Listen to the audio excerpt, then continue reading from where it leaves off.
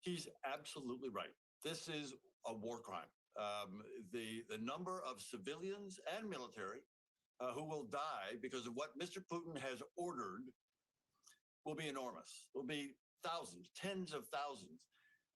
Unprovoked attack on a nation, a sovereign nation, on Putin's border, killing thousands of civilians and military.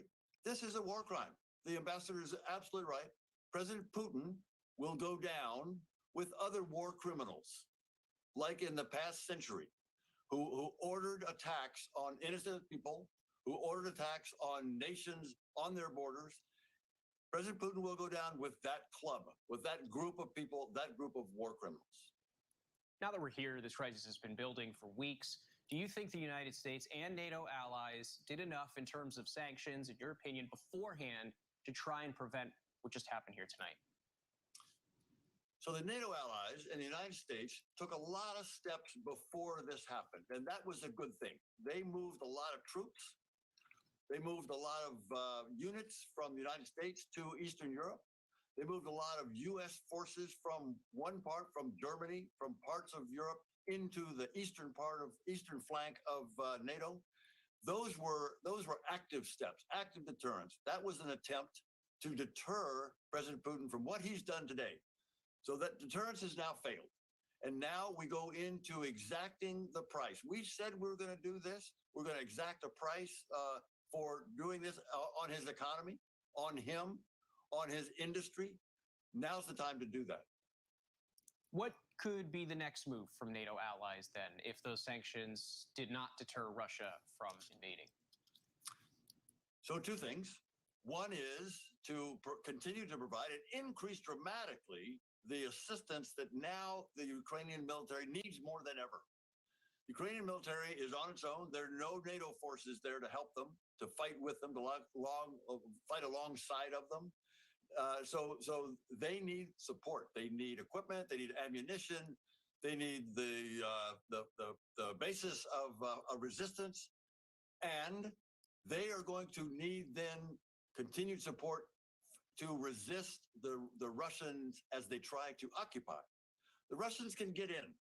The Russians can get into Ukraine. There's no doubt about that. When they try to hold, when they try to do something, if they try to do what the general talked about in terms of replacing this government, they try to occupy a nation of 40 and 44 million people, many of whom, millions of Ukrainians will be fighting the Russians, the occupiers, on the streets of their villages and towns and forests. This will be miserable for the occupiers of Ukraine, the Russians, and the United States and other NATO allies from the NATO flank, from the eastern flank, will be supporting this resistance, these civilian resistance, the military resistance, the territorial defense forces. Ukrainians will fight. Their military will fight right now.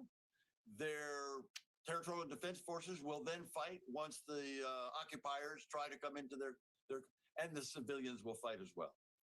It's now dawn in Ukraine, a new dawn. You know so many people there. Have you heard from anyone you know as Ukrainians wake up to what's going to be an incredibly challenging day? I'm hearing from Ukrainians who've been up all night. They've been up all night. They've been watching this as we have. And they are just as determined as I just said. These are people who are determined to save their country, to protect their country, to protect their freedom. They've lived under Russian control before. They don't want to go back. They will defend. They will fight. And in the end, Andrew, they will prevail. It's a new day in Ukraine. Former U.S. Ambassador to Ukraine, Bill Taylor, we appreciate your time. And thank you for joining our special coverage this evening as Russia begins what senior Pentagon officials are calling an invasion of Ukraine. I'm Andrew Dimbert. Good night.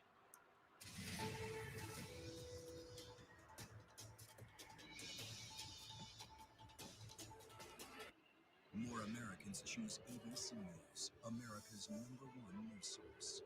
This is what being live is all about. This is ABC News Live. All right, we're going to move up. Let's move up. We're surrounded by people. squeezing into this bomb shelter. Run, urgent delivery, run. Not afraid to go there. So my question, Mr. President, what are you so afraid of? Breaking news, live events. This is normal.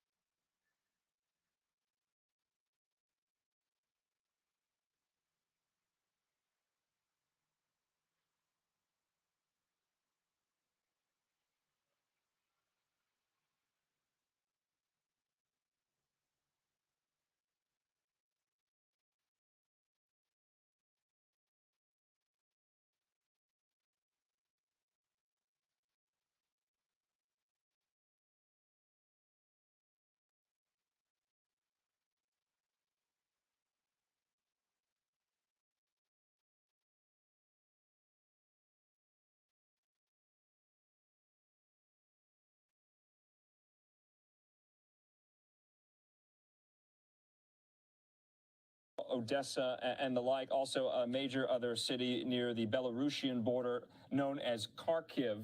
And so right now we're working on getting a lot of these live looks for you here. We're working on getting a lot of statements. We're working on bringing more experts and officials. We are going to leave this up for you, take a quick commercial break. We'll be back with more in just a moment.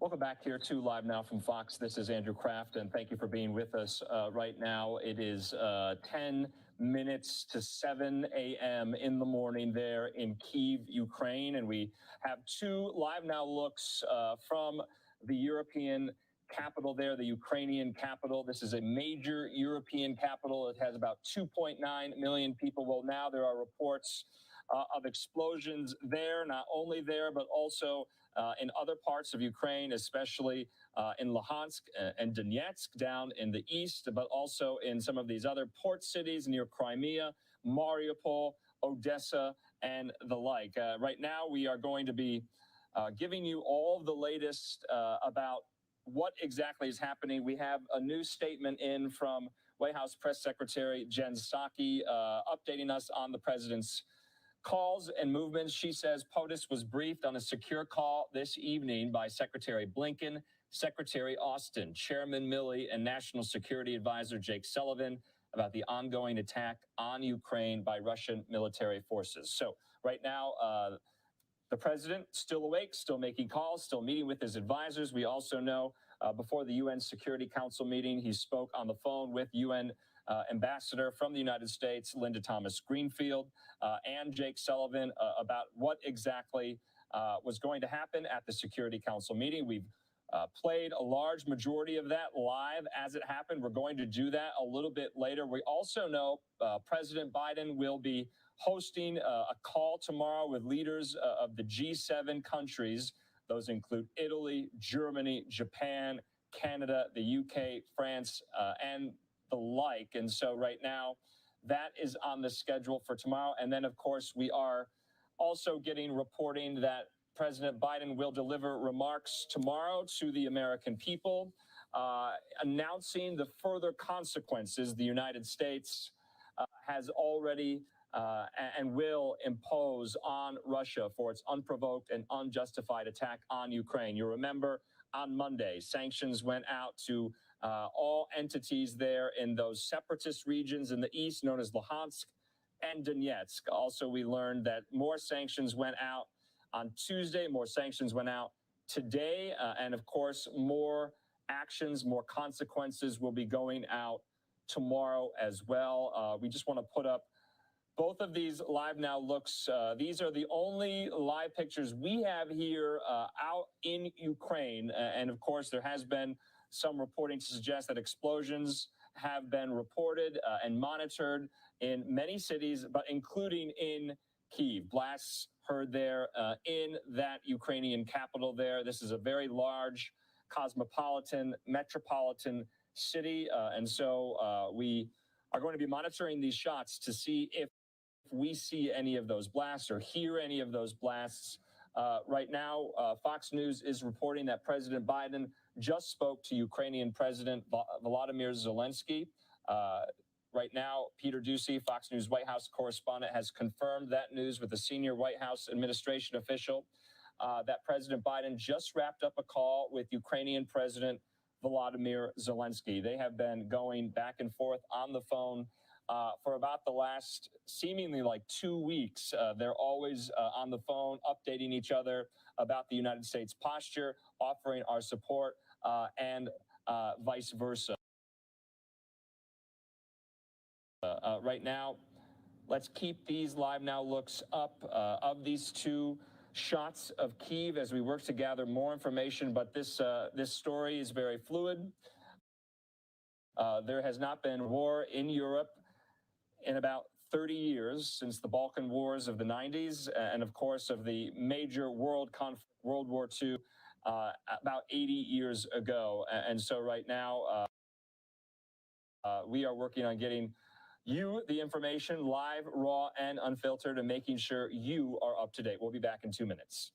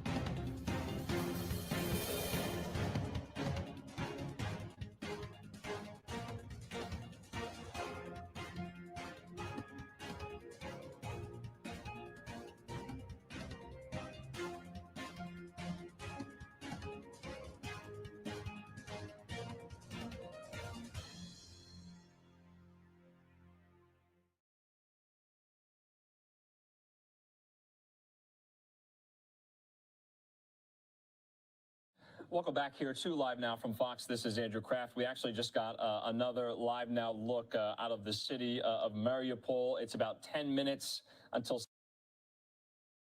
7 a.m. on a very early Thursday morning there. You can see the skies are quite gray, quite overcast. We also have these Live Now looks out of Kyiv in Ukraine as well. I want to show you just some social media generated video of some of these explosions and blasts that were seen and heard near the city of Kharkiv. Now, that city is about very, very close to the Belarusian border where many Russian troops were stationed. Let's take a look at this video right now.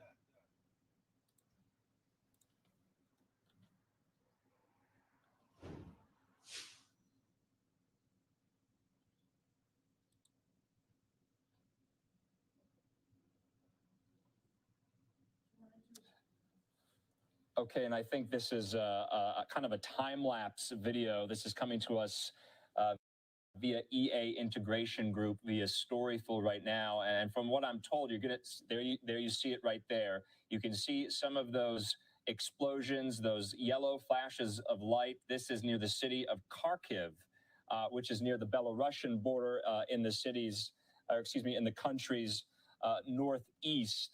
This is not far from the Belarusian or the Russian border, where hundreds and thousands of troops have been amassed for some time. We now know that Russian forces are on the move. Of course, now and from this video, we see the evidence of some of these explosions. I do want to show another live now look as well of some more social media video where smoke is seen over the skies and explosions are heard. Let's take a look at this new video as well. And there you can see some of the remaining and remnants of smoke from possibly some of this artillery, some of this shelling. I believe that is over the city of Mariupol. That is on the coast of the Black Sea. Just to put up a map, because I know some of you might be wondering about Ukrainian geography at this point in time. Let's put this up for our viewers. Okay, you can see Luhansk and Donetsk, those eastern regions, those separatist regions.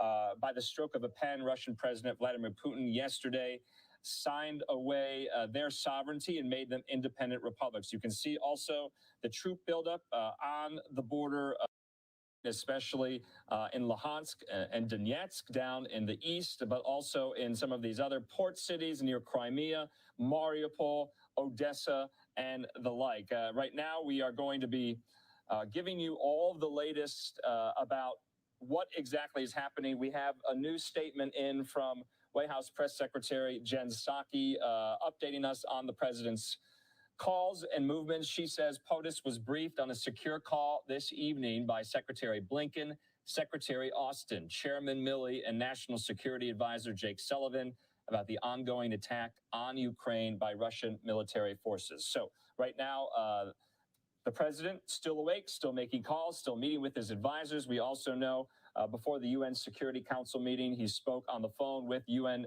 ambassador from the United States, Linda Thomas Greenfield, and Jake Sullivan about what exactly was going to happen at the Security Council meeting. We've played a large majority of that live as it happened. We're going to do that a little bit later. We also know President Biden will be hosting a call tomorrow with leaders of the G7 countries. Those include Italy, Germany, Japan, Canada, the UK, France, and the like. And so right now, that is on the schedule for tomorrow. And then, of course, we are also getting reporting that President Biden will deliver remarks tomorrow to the American people, announcing the further consequences the United States has already and will impose on Russia for its unprovoked and unjustified attack on Ukraine. You remember on Monday, sanctions went out to all entities there in those separatist regions in the east known as Luhansk and Donetsk. Also, we learned that more sanctions went out on Tuesday, more sanctions went out today, and of course, more actions, more consequences will be going out tomorrow as well. We just want to put up both of these live now looks. These are the only live pictures we have here out in Ukraine. And of course, there has been some reporting to suggest that explosions have been reported and monitored in many cities, but including in Kyiv. Blasts heard there in that Ukrainian capital there. This is a very large cosmopolitan, metropolitan city. And so we are going to be monitoring these shots to see if we see any of those blasts or hear any of those blasts. Right now, Fox News is reporting that President Biden just spoke to Ukrainian President Volodymyr Zelensky. Right now, Peter Doocy, Fox News White House correspondent, has confirmed that news with a senior White House administration official that President Biden just wrapped up a call with Ukrainian President Volodymyr Zelensky. They have been going back and forth on the phone for about the last seemingly like 2 weeks. They're always on the phone, updating each other about the United States posture, offering our support, and vice versa. Right now, let's keep these Live Now looks up of these two shots of Kyiv as we work to gather more information. But this story is very fluid. There has not been war in Europe in about 30 years, since the Balkan Wars of the 90s, and of course of the major world conflict, World War II, about 80 years ago. And so right now, we are working on getting you the information live, raw, and unfiltered, and making sure you are up to date. We'll be back in 2 minutes.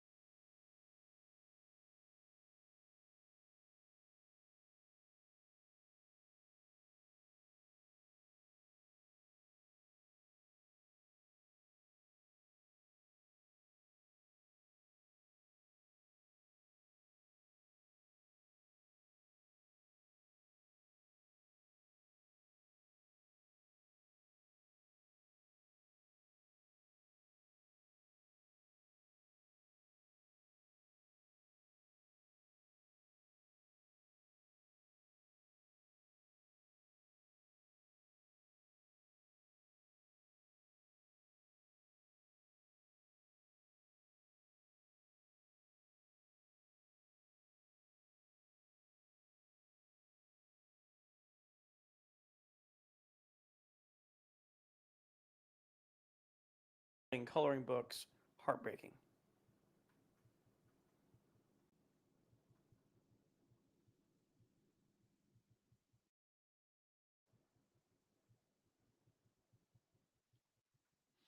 More explosions. The 203rd Training Brigade in Ukraine has been hit as well. Ukrainian officials say Russian artillery shelling of border positions is ongoing.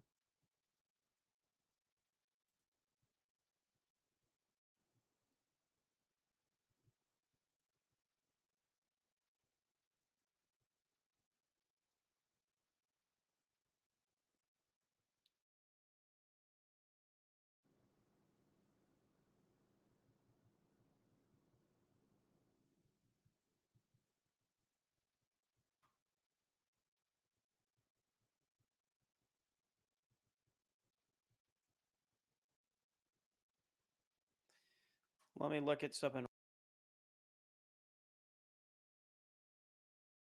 real quick. Hang on.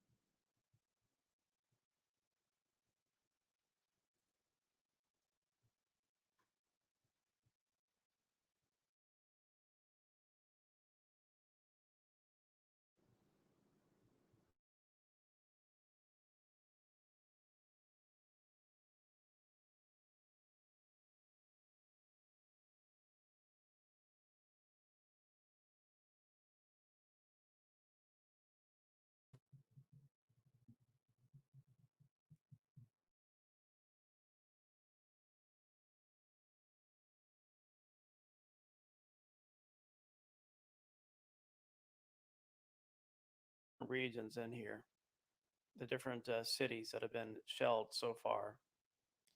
According to the Ministry of Interior,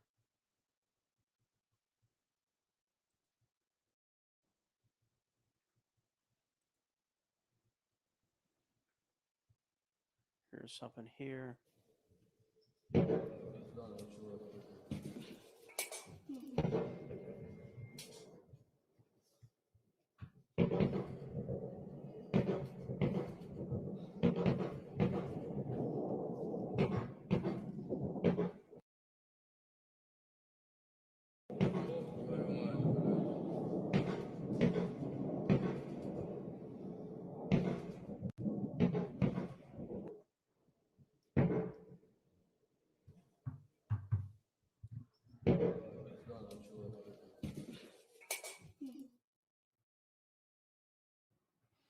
Cruise missiles over Ukrainian skies.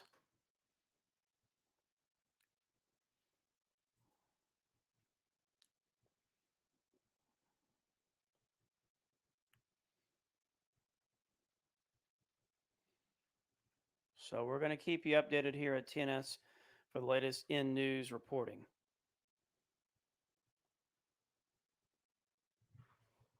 Hang on one second. Earshot for us and for 3 million people here in the capital itself. It is disturbing. It's worrying. We don't know where this is taking place. Most importantly, we don't know how long it's going to take, and whether this is the first few stages, whether these are the first few stages of what might be an invasion. Government spokesman, just reading this Yes, now. please. I just want to add this. Government spokesman said cruise and ballistic missile strikes are underway at control centers in the capital, Kyiv.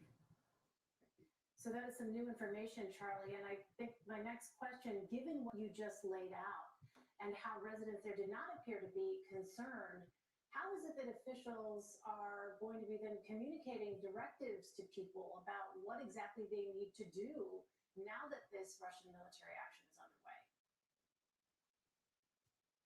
Well, this is Italy, and we don't know the scope or the scale of what's going on and how long it's going to continue. And most importantly, whether people's lives are at risk. The only thing we were expecting is that there would be a cyber attack, communications would go down, electricity would go down.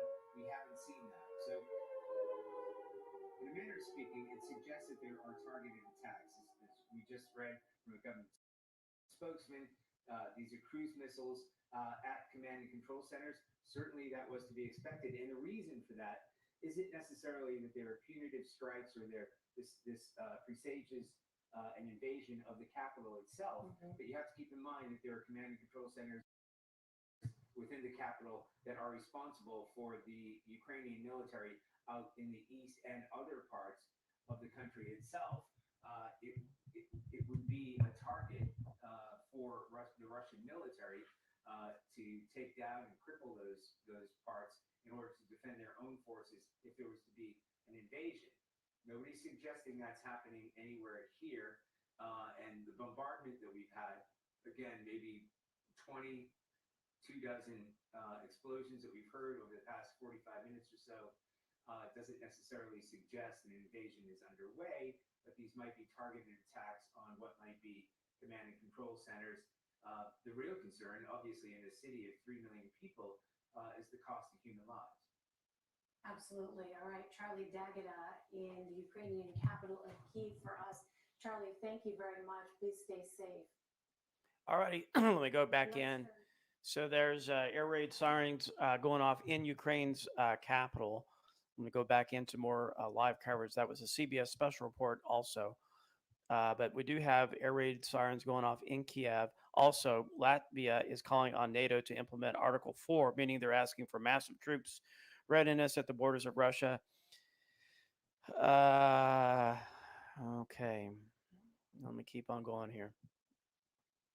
Again, all over the news right now, air raid sirens are going on in the city of Kiev. Roads filled with cars trying to leave the city, which is now under attack. Still hearing explosions over the Dniester. It's unclear whether it's in the Odessa region. Here's more sirens. Here's the sounds coming in from Breaking 911.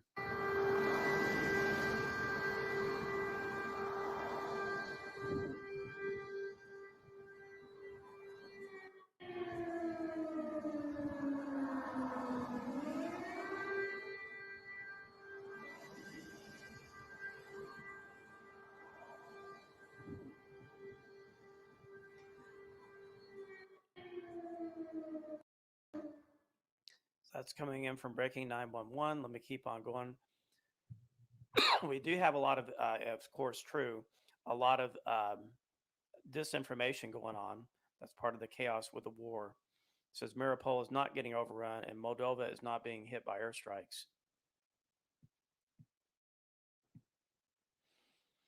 Let me look at some other information about our P3s. What is this? Okay, that's nothing to be concerned about. Wow, footage of Russian airborne troops parachuting down now. Look at this. This is coming in right now. Look at this. Russian paratroop just out of Red Dawn. Literally, look at this.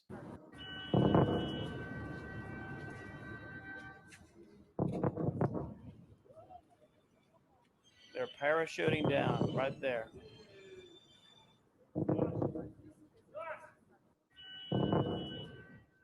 So again, this is in Kharkiv.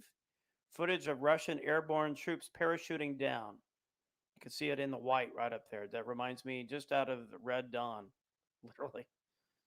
Again, all credit goes to the Intel Crab on that. And again, sirens on the CNN stream. More sirens from another angle.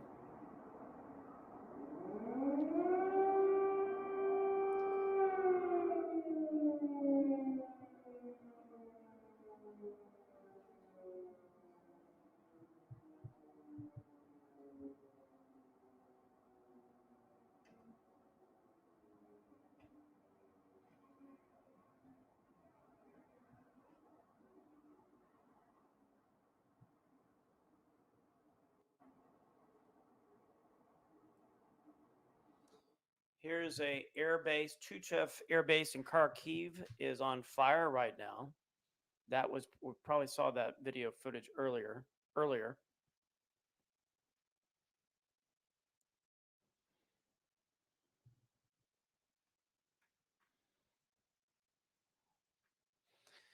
Further explosions reported in Kiev in the last few minutes.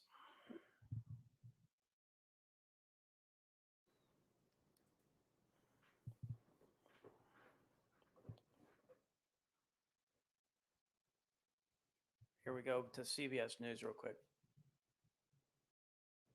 Mali have been hearing are in fact the beginning of the Russian attack on Ukraine, most likely launched from aircraft and by ballistic missiles targeted at command and control centers and air defense systems. And that has long been considered to be the opening phase of a Russian attack on Ukraine. And the question now is what follows? The U.S. assessment was that if they were going to conduct a full-out invasion, then this shelling by ballistic missiles, airstrikes, even artillery, would continue through the night, and then at daylight, troops, ground forces would start to move. They could either be paratroopers, they could be troops brought in by helicopter, they could be troops just rolling across the border. Now, the only piece of good news in all this is that it is not in Vladimir Putin's interest to destroy either Kyiv or Kharkiv.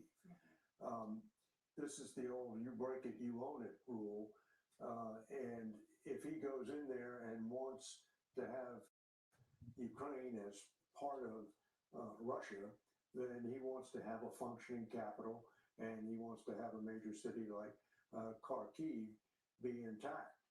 So don't look for there to be a battle for Kyiv. You look for him to isolate Kyiv so that Kyiv cannot come to the rescue of the Ukrainian military forces off there in the east, which are faced off with Russian forces who are, according to Putin, now going to reclaim that all of that Donbass region. Fully half of the Ukraine military is down there in the east. So if the Russians can cut them off, that is a long step toward being able to divide and conquer the Ukrainian military. And of course, by taking out their command and control centers, they're taking out the ability of the military to communicate with itself and to maneuver itself out of harm's way. And it would seem that the real short-term goal for the Russians here would be to reduce an organized defense by the Ukrainians down to pockets of resistance, which they could either bypass or eliminate at their leisure.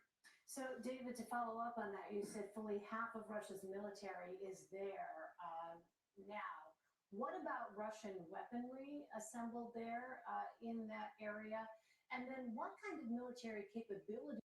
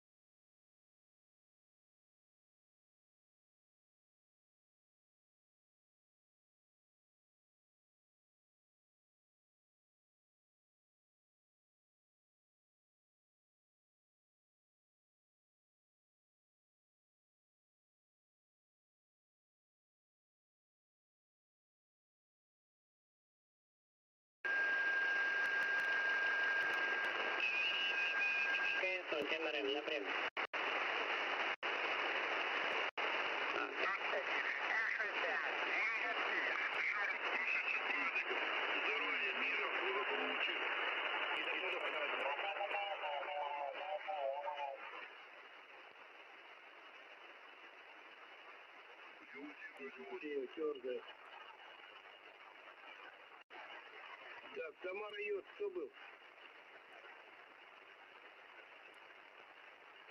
Так, радио 3, Самара-Йод, 7 радио Мария. Ольга Дима, подождите, я вам отвечу чуть позже. Негромко слышу. Пока 5-8 на пиках прохождения. Здравствуйте, доброе утро. С прошедшим праздником. Азат меня зовут. Мой китайц Сатпаев. Р3 Тамара Краски. УН7 Радио Мария. Напрямик.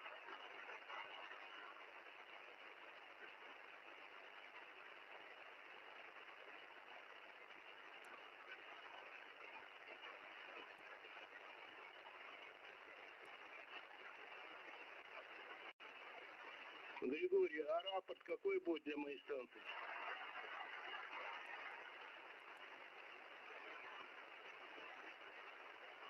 Ну, здесь ничем, чем по современным меркам. Около 500 ватт, ну, ватт 450 отдает.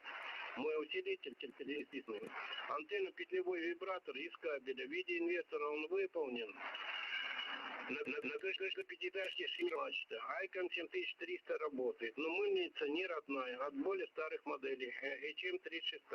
L3 Toyota, он 7RM. Напрямую.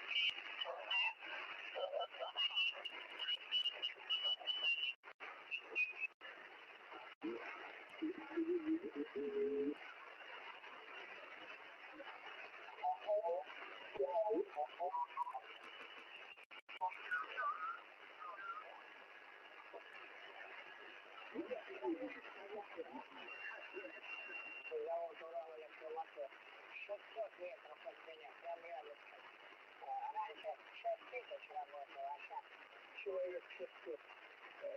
Значит, двигателя делают маленькие, заводишь-то. А когда-то огромные заводы не делали. Во время войны винтовки и пушки авиационные.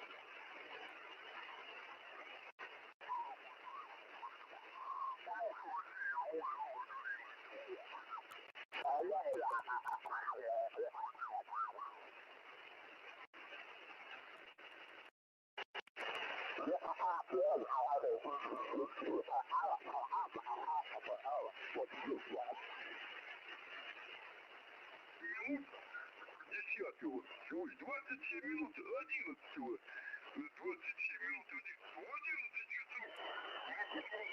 Антенны у меня отсюда, как бы сказать, с запада попрут станции. 6-й, 3-й, громобойня будут валить прям.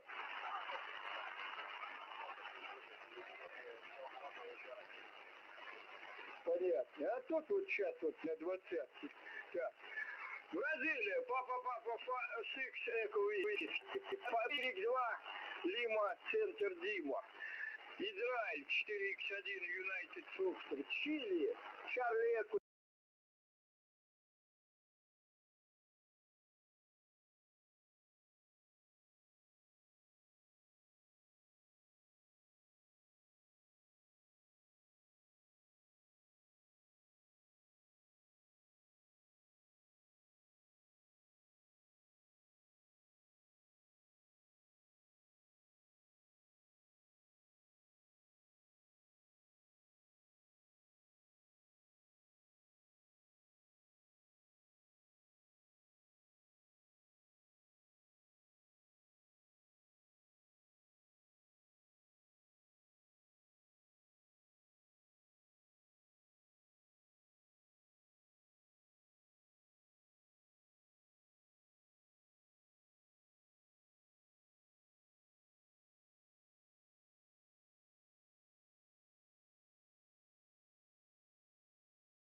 Does Ukraine Don't think that this is paratroopers after all, but we'll double check that. Probably too high up in the air. It looks awfully high up for a trooper to be coming down, but we'll keep you advised about that. I don't have any other information at the moment. There seems to be some idea that that may not be correct. That could be chaff or flares way up there.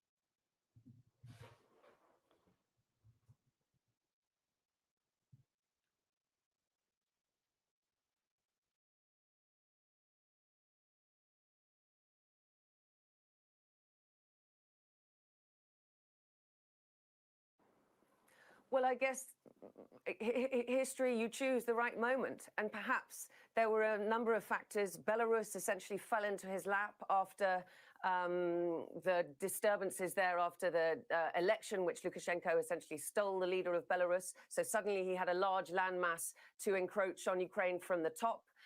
Zelensky, the president, Ukrainian president, became much more anti-Russian, if you will, started getting rid of the likes of Viktor Medvedchuk, who was he's a great pal of Vladimir Putin, was an important figure in Ukraine, was sanctioned. He's the godfather of Vladimir Putin's daughter. There were other steps within Ukraine that Vladimir Putin may have objected to. And clearly he felt the time was now for whatever reason.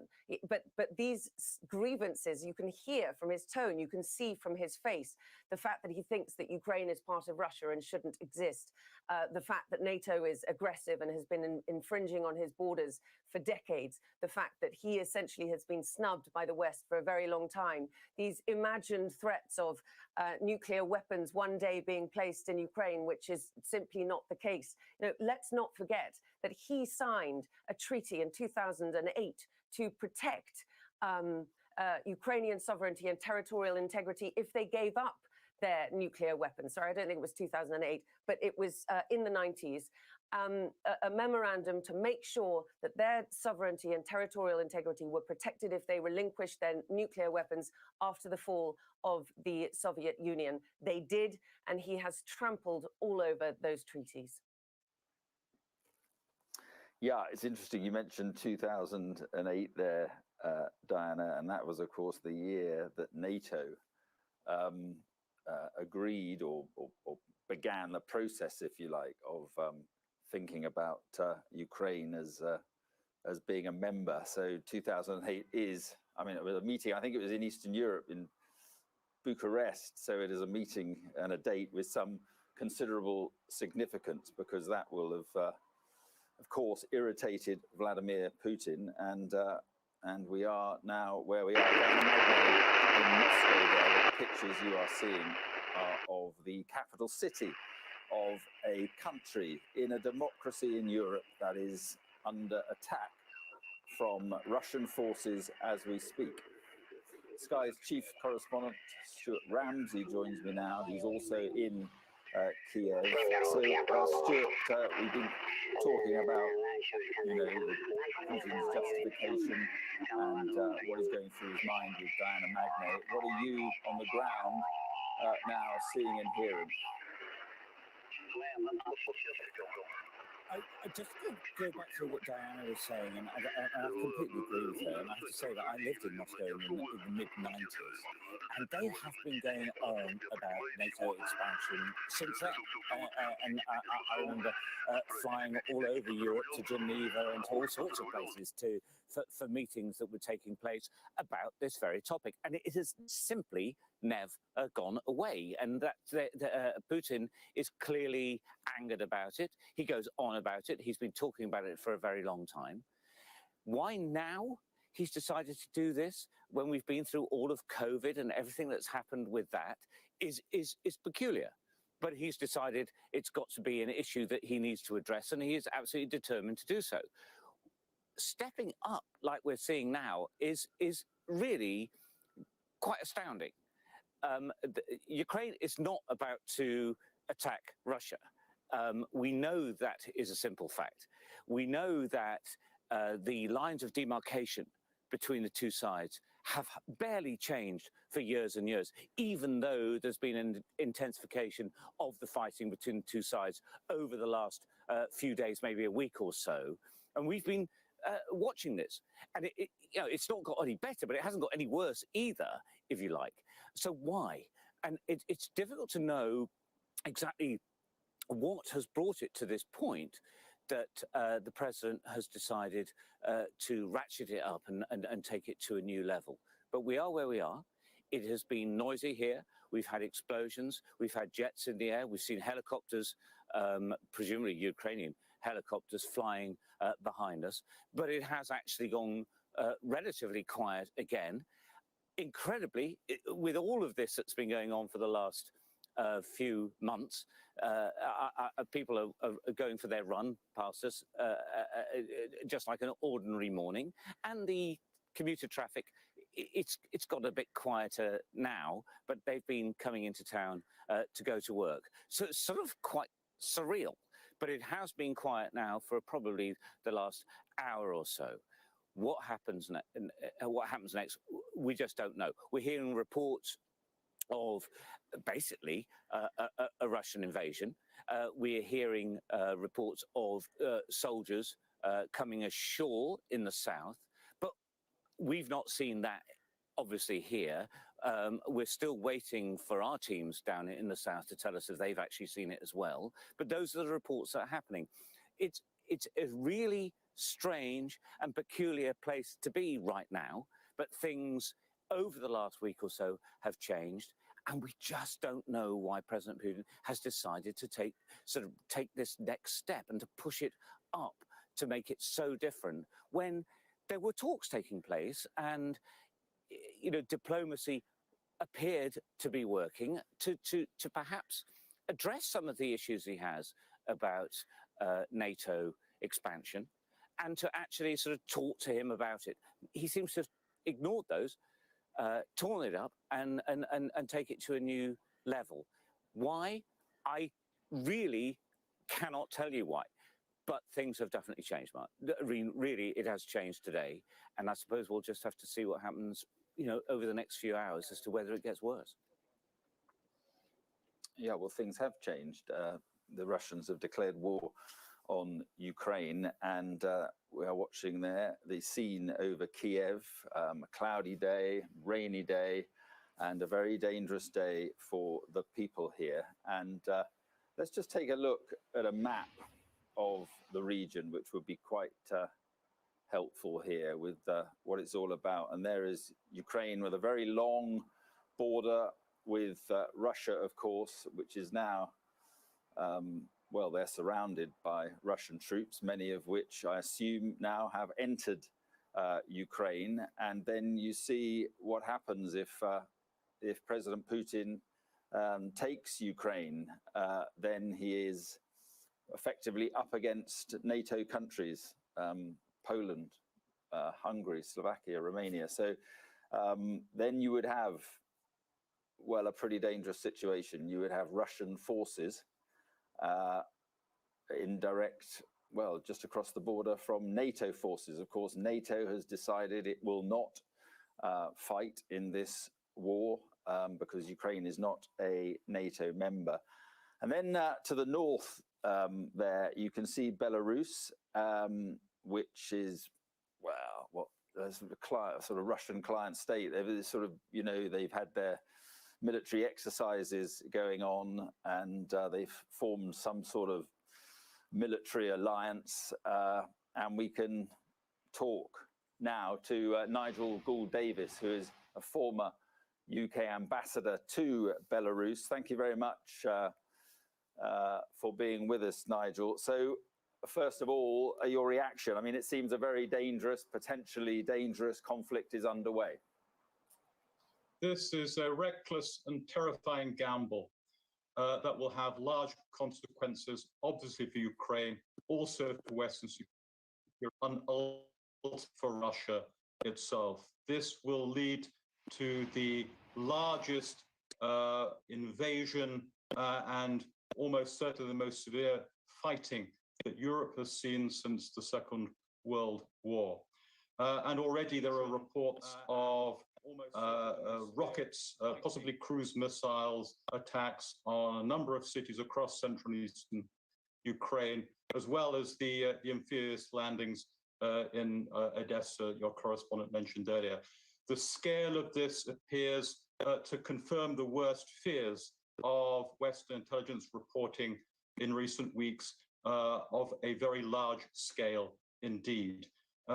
Putin's speech, latest speech on this, just a few hours before these assaults began, was as angry and as emotional and expressing as toxic a stew of myths and fantasies as we've seen.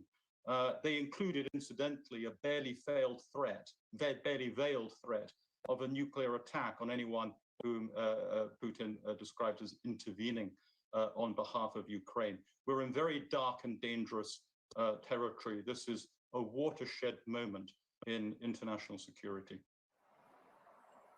Absolutely. And I should just say that, you know, these operations that have been launched, we are not clear yet what is going on. You mentioned cities there, Odessa and so forth. It is not yet clear in the information we are getting. We are not certain what is going on in these places. So, but we are absolutely clear, and you're absolutely right, that an extremely dangerous conflict underway. I suppose my question is to you, the same question I was just asking Diana Magne, Nigel. He's been festering about this for years. Why now, do you think? Has he spotted weakness in the Western alliance, or is there another reason? Why now? Paradoxically, ultimately reflects the weakness and failure of Russia's own position and its own diplomacy. For years, it has sought to undermine and weaken and compromise Ukraine's sovereignty, largely in indirect ways. That failed, and as Diana mentioned earlier, I think a turning point in Putin's attitude towards Ukraine were the moves that President Zelensky began to make against Viktor Medvedchuk about a year ago. In addition to that, a series of longer-term trends that were pulling Ukraine ever further away from the remaining elements of Russian influence. The hardening and strengthening of Ukrainian national identity, catalyzed itself by Russia's partial invasion in 2014, plus the deepening economic and security ties between Ukraine and the West. And it's for those reasons that Russia moved from these largely indirect towards much more explicit and direct threats. Hence, from October, we saw the growing threat presented by the build-up, the attempt to put pressure on Ukraine itself, the attempt to force the West to put pressure on Ukraine too. That in turn failed. What has Putin got left to do? It's to roll the dice of war, or as he would see it, losing what he wrongly describes as historic Russian lands forever. So it's a last gamble for him when all his previous gambits have failed.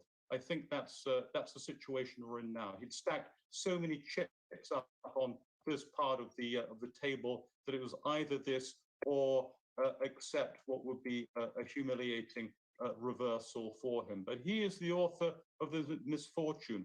And let's be clear also, this is very unlikely to be popular in Russia at all, either among the Russian public or among many Russian elites. And having seen the broadcast, unprecedented public broadcast of the Security Council meeting that Putin held a couple of days ago, it's quite clear to me that even some of those closest to him are quietly very, very distressed by the prospect of the decision that we've now seen.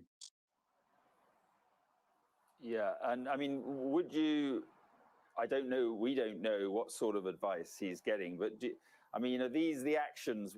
Again, I have to say, we don't know what Putin is trying to achieve here, but he's launched a military operation in Ukraine quite clearly. Are these the actions of a rational man?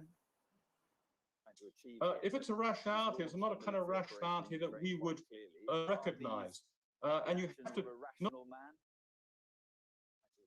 if it's a rationality, it's not put yourself in Putin's shoes, but to understand who Putin is himself in his shoes and how he sees the world.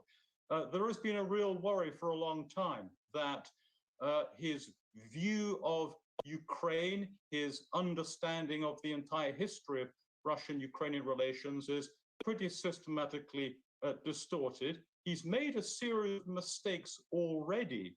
One can say even going back to 2004, to the original Orange Revolution. He's made mistakes and miscalculations, and often they have worked against him. And a sense, particularly during the pandemic, that this has got worse. He has isolated himself. He is paradoxically one of those supposed strong men who is disproportionately afraid and fearful of this virus. He has locked himself away. He has seen very, very few people face to face. So the bandwidth of influence on him has narrowed and hardened. And in that darkness, I think something much more uncompromising and more distorted has formed. He genuinely seems to believe that something like a preposterous word in these circumstances, genocide, is taking place in Ukraine. Nothing like it whatsoever, again, as your correspondent rightly said. So there's a sense in which his whole understanding of the situation is distorted. And add to that his clear historical and psychological obsession with Ukraine. Well, I don't think the word rationality really has any purchase in a situation like that. Okay, Nigel Gould-Davis, former UK ambassador in Belarus. Thank you very much indeed for being with us this morning. And Ben Wallace, the Defence Secretary, has issued a tweet, I think it is, or a statement of some sort. And he is saying that the Russian Federation has today further violated Ukrainian sovereignty. Despite the efforts of the international community, Russia has chosen conflict. No one has been fooled by the Kremlin's false flags and fake narratives. This is naked aggression against a democratic country which had dared to express a different aspiration than being a supine neighbor to Russia. No one should forget this day. Now, we're going to speak to Greg Milam in just one moment, but Deborah Haynes is here, our security and defense correspondent. We're a little bit in the dark in terms of what is going on. What do we know about the operation that is underway? What can we say with certainty? Because otherwise, we just need to be as certain as possible about what is going on. Yeah, well, you've covered these sorts of conflicts before, and in the early stages, it is always confusing as to exactly what is going on. And we haven't had an official breakdown yet of targets that have been hit, but there was reports about an hour or so ago from a Russian news agency talking about Russian troops landing in Mariupol and Odessa, which are two key port areas in the southeast of the country. A Western source has said to me that those reports of amphibious strikes in Odessa are currently not thought to be correct. But clearly that is the kind of attack that the West has been warning about if this is a full-scale invasion, which is what Ukraine's foreign ministry has said it is. I do understand that there has been, in terms of the different attacks, it seems as though there have been strikes around the airport area outside Kiev and also in Kharkiv. And it, like you said, it's an evolving situation. It's very difficult to know exactly what is correct, and it's confusing because, like you say, it's not just missile strikes coming in. It's Ukraine's air defense systems as well that you can hear. But I just wanted to bring you a reaction from Britain's ambassador to Ukraine. She's been in this country for a couple of years, has learnt the language, has really been quite a prominent figure in Kiev until she had to move to the western city of Lviv with the remainder of her staff, moved out by the Foreign Office. She has just tweeted to say, a wholly unprovoked attack on a peaceful country, Ukraine, is unfolding. Horrified. Just because you've prepared and thought about this possibility for weeks and months doesn't mean it isn't shocking when it actually happens. And I think that is a sentiment that is being felt by a lot of people. We've all been reporting on this crisis for a couple of months now, and we found it inconceivable to think that an attack could happen in this way. And yet today, this is what we're waking up to. Absolutely. It is unthinkable that this is going on, that there's a military attack on an independent, sovereign nation in Europe, and that military operation is underway. And we've been hearing from Western intelligence over the last few weeks about what President Putin was planning. They've clearly got pretty good eyes on what is happening. US intelligence particularly have been following this buildup of troops on the borders of Ukraine, and they've been telling the world what they thought was going to happen. So let's speak. There's another image there of Kiev this morning, and as you can see, the cars are they're out, people are walking around below us here. But as I say, the Americans have got their eyes on what the Russians are doing. Let's speak to Greg Milam, who is in Washington. And Greg, you know, what are the Americans saying about what they think is happening, and what is the political reaction? Yeah, no surprise. I think, sadly, to everyone here, it was Friday night, wasn't it, that Joe Biden announced to the world that he was convinced Vladimir Putin had made up his mind. And they've released a lot of detail about that intelligence for a number of weeks now. And over the weekend, they did the same. And now there's question of what next in terms of the sanctions. We do know that, that Joe Biden, just after midnight Washington time, got off the phone from a call with President Zelensky. He said that the Ukrainian president reached out to him. I condemned this unprovoked and unjustified attack by Russian military forces, he said, was what he told the Ukrainian president. I briefed him on the steps we're taking to rally international condemnation, including at the Security Council tonight. He asked me to call on the leaders of the world to speak out clearly against President Putin's flagrant aggression, he said, and to stand with the people of Ukraine. President Biden saying he told the Ukrainian president that about that G7 meeting, which is tomorrow afternoon, Washington time. And he said the US and our allies and partners will be imposing severe sanctions on Russia, and we will continue to provide support and assistance to Ukraine and the Ukrainian people. And that's the big question, isn't it? They held back on sanctions. They were criticized for the level that they went to, the UK, the US, the EU, countries around the world. They said that they had more in store if that full-scale invasion had happened. It appears now it has. What will be those sanctions? How far will they be willing to go? And of course, the big question, will that be enough to stop Vladimir Putin? Because the threat of those sanctions clearly wasn't enough. Okay, Greg, thank you very much indeed. Let's just take you through some of the latest picture emerging from Ukraine. And shortly after President Putin announced his intention to carry out military operations in Ukraine, explosions were heard around many of the cities here, certainly in the city of Kharkiv. Smog was seen lingering over the city as dawn broke. And the latest flight tracker data shows flights staying clear of Ukrainian airspace. So we will keep you in touch with all that. Let's just go to Brussels and speak to, we're just getting word actually from, or a claim from the Ukraine military that says the Ukrainian air defense have shot down a plane, a Russian plane in eastern Ukraine, that from the Ukrainian military. And there will be, in the coming hours, many claims and many counterclaims, and we will endeavor to find out what the truth of all those things are. Let's go to Brussels and speak to Laura Bundock. And Laura, what reaction are you getting from the EU?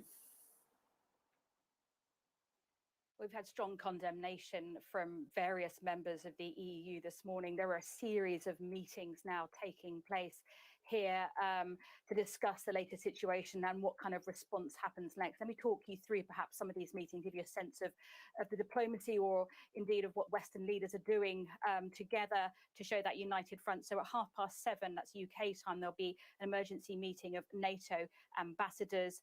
Jens Stoltenberg issued the Secretary General of NATO issued a strong statement saying that he strongly condemns Russia's reckless and unprovoked attack on Ukraine, which he says puts countless civilian lives at risk. He said, once again, despite our repeated warnings and tireless efforts to engage in diplomacy, Russia has chosen the path of aggression against a sovereign and independent country. He describes Russia's action as a grave breach of international law and a serious threat to Euro-Atlantic security. So he said that the NATO allies are meeting today to address the consequences of Russia's aggressive actions. He said NATO will do all it takes to protect and defend all allies. So in terms of what that might mean, well, the North Atlantic Council is basically the governing body of NATO, and it takes big decisions when it comes to NATO forces. It can decide to activate NATO forces. We know that NATO has permanent bases in Poland, in Latvia, and Lithuania, and Estonia. These are groups made up of troops from many multi-different countries. The one in Estonia, for example, headed up and led by the Brits. That they have been bolstering their positions in the east and southeastern countries, particularly, as I say, those bordering Russia at the moment. So decisions will be taken whether to now activate the NATO response force, which is a group of 40,000 troops on standby, combat ready, that could now be activated. That decision could be taken, or steps towards that decision could be taken this morning. A little bit later on, we've then got meetings with various European officials to discuss their next steps We've also received reports at the airport of paratroopers. Okay, Laura, thank you very Russian much paratroopers indeed. hitting ground. We've also heard Spetsnaz being thrown around and reporting as well at Kiev airport, but we have seen explosions at nearly every international airport and provided footage to those. I will be bringing up some of that footage throughout the night as we're live here, just to rehash it, just to make sure those that are just joining us have had a chance to see it yet, or that haven't had a chance to see it yet.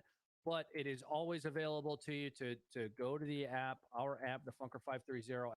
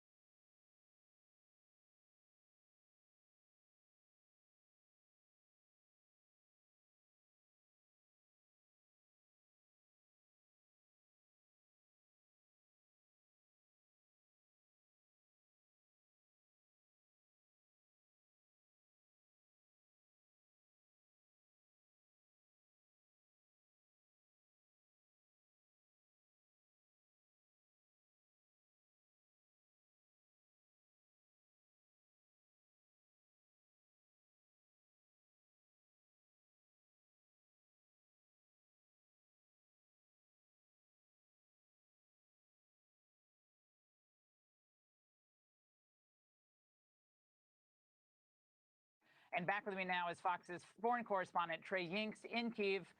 Trey, you say that airstrikes are now dropping bombs on Ukraine control centers. Exactly, Laura. We're getting this from an advisor to the Interior Minister, saying that airfields, military headquarters, and other control centers around Kiev are being targeted with both cruise and ballistic missiles. These strikes are underway, and we are seeing lawmakers such as Senator Marco Rubio tweeting out right now, basically saying the intelligence that they have indicates this is not anywhere near over. Remember, the Russians right now are targeting not only the largest city in Ukraine, but a number of other critical smaller cities in the eastern part of the country. Kharkiv, the second largest city. We're talking about millions of people right now, mostly civilians who are in the crossfire of this conflict. It's part of the reason you had so many Western leaders pleading with Russian President Putin not to launch this invasion. It's the same reason you had Ukrainian President Volodymyr Zelensky tonight speaking Russian on national television here, speaking directly to President Putin and the Russian people, urging him to call off this invasion. This was a slow bleed. We knew it was coming. Over and over, Western intelligence analysts warned of this scenario, a worst-case scenario that is currently taking place right now, not only in the Ukrainian capital, but across the entire country. There's a variety of different angles and positions that you're going to see the Russian forces continue to move in on. But again, our Jennifer Griffin at the Pentagon has been reporting on this over the past several weeks. And the intelligence indicates that these airstrikes that we are seeing across Ukraine, it's just the beginning. They will be followed by more heavy assaults against this country and then ground troops moving in. We know the ground troops are there. Nearly 200,000 Russian forces over the past several months have moved, according to satellite images that we reviewed today. More troops from Russia are getting close to the border. So President Putin clearly here preparing for a long campaign, understanding that while he does have the upper hand militarily against Ukraine, this will be a bloody conflict. Make no mistake.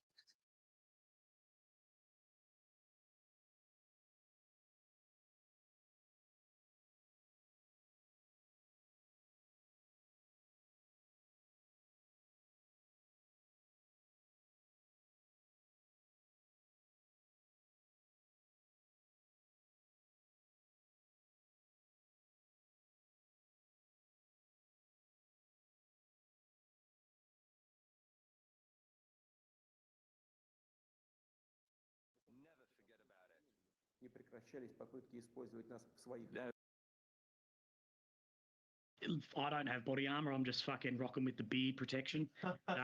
Thank fuck Bryce has it. And we'll fucking see from there. I'm trying to video both on live and with my fucking like camera gear, but we'll see how we go. So yeah, is there any questions? Anything you want?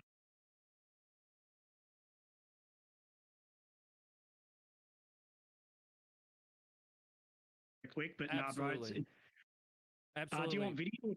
I just fucking. If you're able to give us video, I'll take it from you. I'll take it from you. I mean, do you want me to turn the front camera up? That's up to you. That's up to you. If you're able to give us video, I will. Like I said, I'll take it. Yeah, it might be a little bit dark, but I think is that fucking working for you? That's beautiful, Willie. I'm gonna give you to the people here. Here we go. Yeah. This is Willie. Willie, can you introduce yourself really quick? Give people a rundown of who you are, and then just go ahead and let us know what's happening. We want to hear what's happening on ground right now. Yes, you guys ready right now? Yes, sir. Yes, sir. You're live. You're live with us on Funker 530's YouTube. Oh, fuck. That sounds like I'm fucking famous now. Everyone calls me Willie. I'm an ex-corporal out of the Australian Infantry. I'm here in Kramatorsk, which is far eastern Ukraine. Woke up at I'm with my mate Bryce Wilson at Bryce Wilson AU. I'm at Willie Beating Cancer on Instagram and pretty much everywhere. Anyway, woke up at about 4:30 to like a rolling thunder sound, the old sound of Artie. And sorry, I'm sucking air. We had to do a bit of a fucking quick hike to a better location at least. Bryce calls me and I text him. I'm like, hey, bro, I think if you're hearing what I'm hearing, this is going down. Anyway, yeah, fucking look out the window and there's just Artie landing. We decided to move to a different location, which we're at currently. And on the way, we're humping it down, man. People are pretty bloody calm on the streets, but there are more and more people pulling cash and evacuating. We had seen plenty of incoming rounds. Anyone that was on my live stream on Instagram would have seen one of those fucking Gucci ass Russian missiles, like the hypersonic ones with like little fucking wing dickies out the side. That came straight over the top of us and impacted into a mushroom cloud. I know only hundreds of meters, maybe under a kilometre in front of us. We suspect into the airfield. If they're here, then yeah, the front lines are only 40 k's from here, and we're copping rounds here. We're hearing fighter jets coming over the top and dropping fucking weapons. We are unsure of whose fucking ones they are. I don't have body armor. I'm just fucking rocking with the beard protection. Thank fuck Bryce has it. And we'll fucking see from there. I'm trying to video both on live and with my fucking like camera gear, but we'll see how we go. So yeah, is there any questions? Anything you want to know? So we're hearing reports that this isn't specific to the east, though, right? Can you give us a better understanding of? And I know you probably mentioned it, but just to focus on where you are. Which obviously is seeing some activity. Yeah, so I'm in Kramatorsk, which is basically the city before, the large city before Donetsk, Donbass, Luhansk area. Were occupied, now independent states. So we're about 40 to 50 kilometres, 25 miles. Before that, people were staged here, journalists and dickheads like me, just random vloggers, were staged here to then move into those Donbass sort of regions to film. So, there's a couple of hotels here with some Western journos and shit.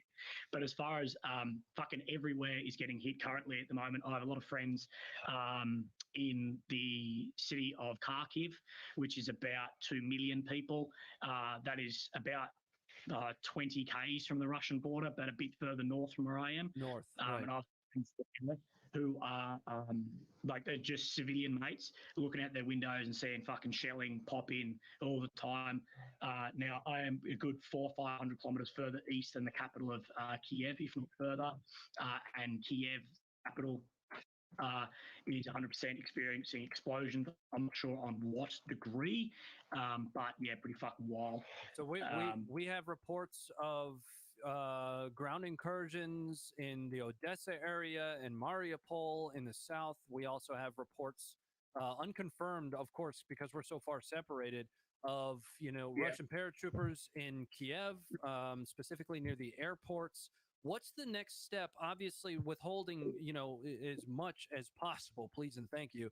what's the next step for you? Where are you, what are we doing? An hour from now. Look, I don't want to speak too much on locations or movements. We've moved directly out of anything that was booked under names or tracked. We've moved out, but look, at this point, we need to make some crucial decisions on where we go, what we do. Yeah, no, we're making decisions and doing what we can. But we will see how it looks.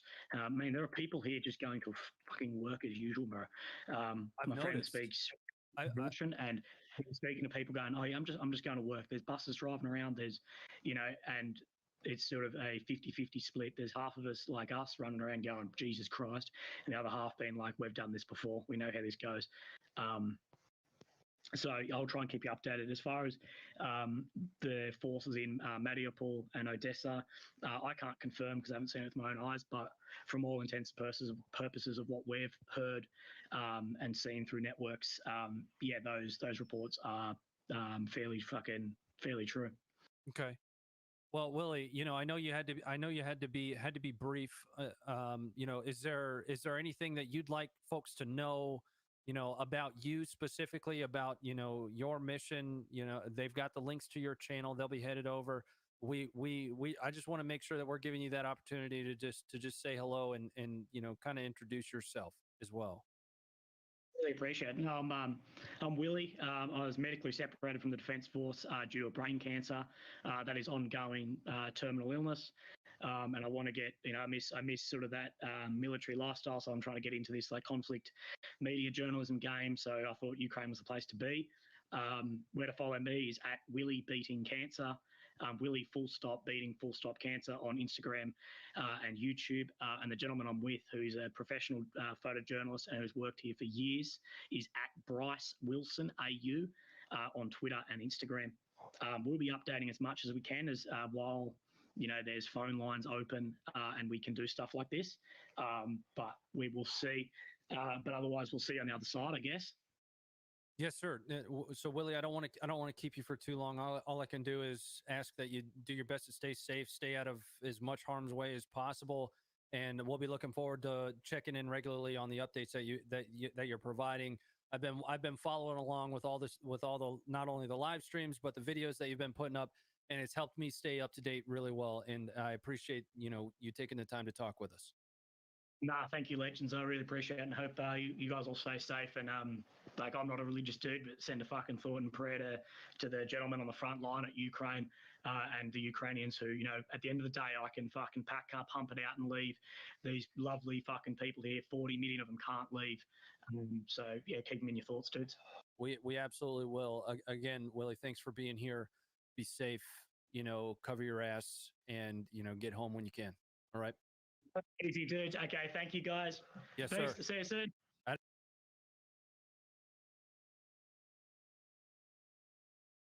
We've got some odd footage that the guys are working on right now, showing what looks like. I'm gonna show you guys, and I'll let you guys tell me what you think you see here. So look very closely up here in the sky. This is over the skies of Ukraine right now. To my eyes, I see potential shoots of some kind. I'm not sure. I'm not sure here. What do you guys think this is? Now, this is once again over Kharkiv. There could be the potential for flak.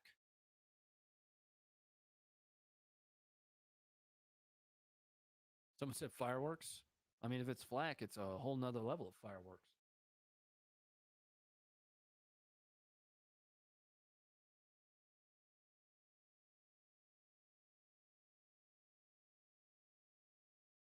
Al Jazeera is currently reporting that Russia stated that it targeted airports, Ukrainian air bases. The activity is just spreading across Ukraine right now. But again, this is just astounding to see the standoff to the east of flights right now. Let's go back to Kiev. Belarus now involved in border attacks. Okay. Yeah, we did hear reports of that earlier. They were unconfirmed.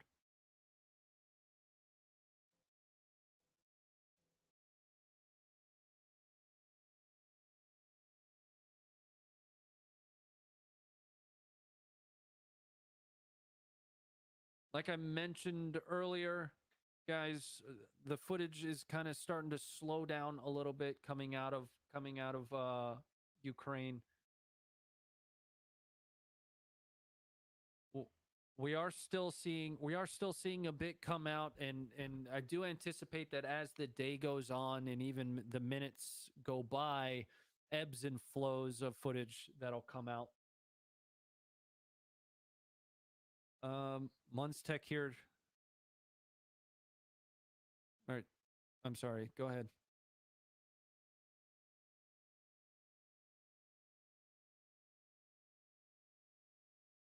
Okay. All right. So this is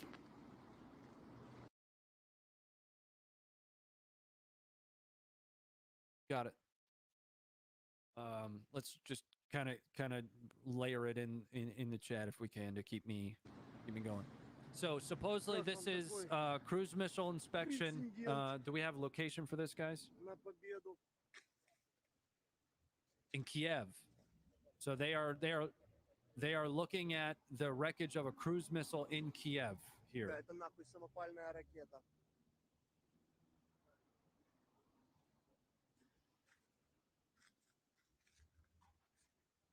И это все у нас возле работы, пацаны. А вот с нее движочек, походу. So we've got one pertinent here that speaks specifically to Belarus joining Russian troops in attacking Ukraine. Some more footage of airports on fire.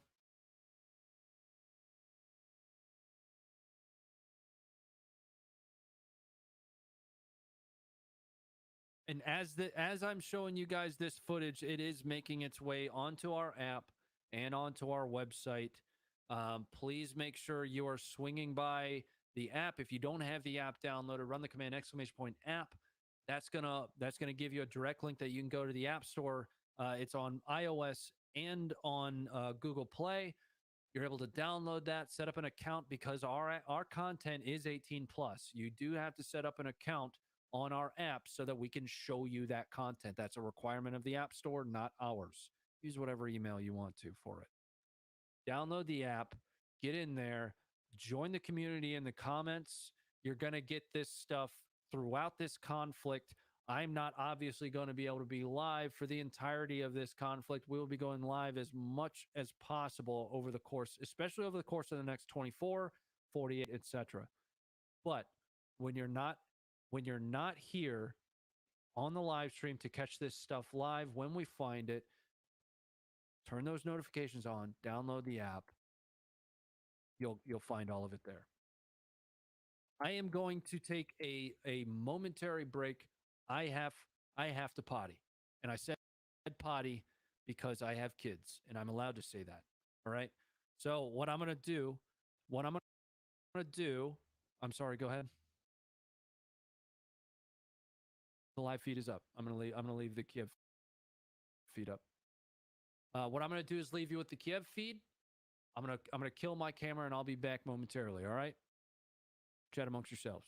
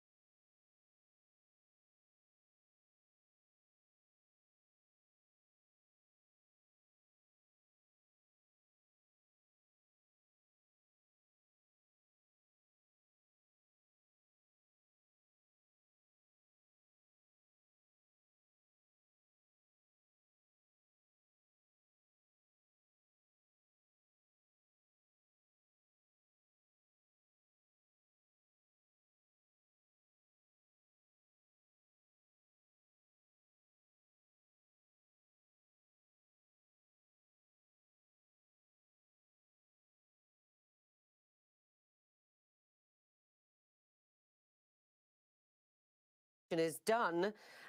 They've denied that a Russian combat plane has been shut down. And then they also say that the personnel of Ukraine's border service are putting up no resistance to Russian forces, which sounds a little as though Russian forces are therefore pouring over the border.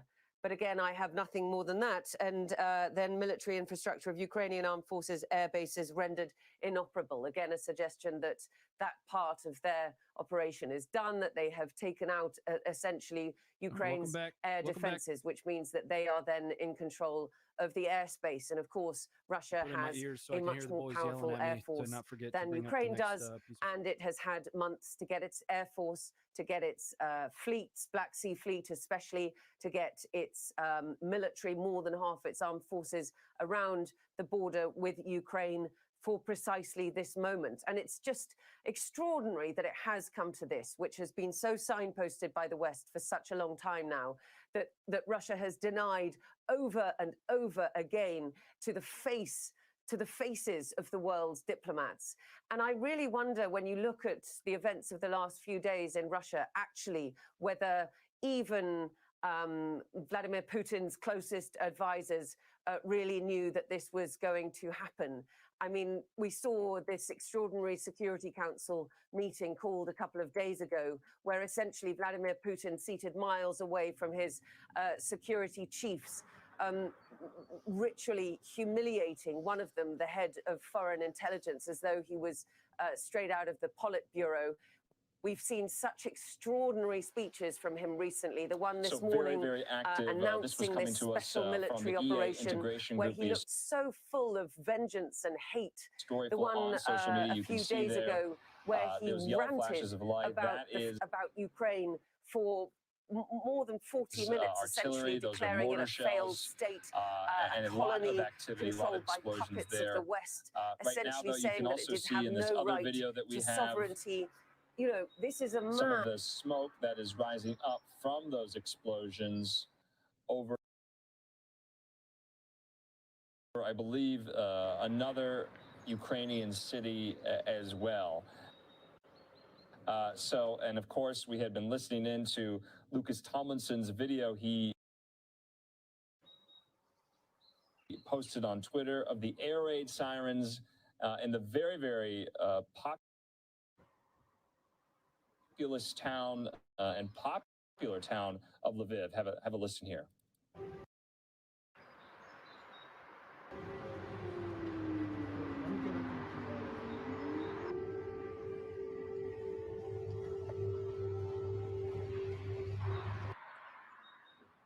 So right now, we are going to take just a quick commercial break. We'll have more where that came from. We'll be listening in again to the UN Security Council meeting, the emergency meeting that was called today. Fireworks back and forth between the Russian ambassador and the Ukrainian ambassador. And very, very strong statement. Man whose grievances have been festering and bubbling for years, his anger at what he sees as NATO's aggression towards Russia, and he is letting them go.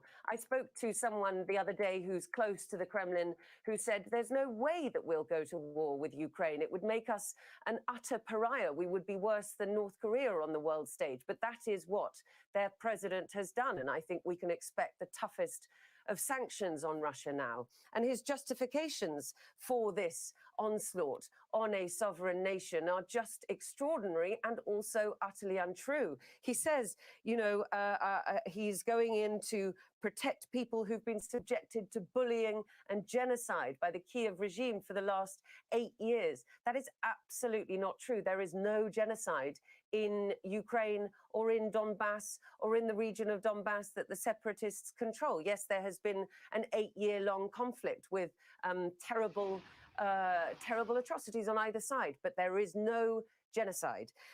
He said that this was to protect Russia and our people. Now, he has handed out passports to 800,000 people in the separatist republics, so he can now claim that they are his people. The Ukrainian nation is no threat to Russia, and indeed, these are people who are brother nations. If you talk to lots of people in Russia, they do believe that they have a real affinity to their Ukrainian, to the Ukrainian population. A lot of them grew up in Ukraine. A lot of them have Ukrainian blood, but not that they don't believe that Ukraine is allowed sovereignty, which is clearly something that Vladimir Putin has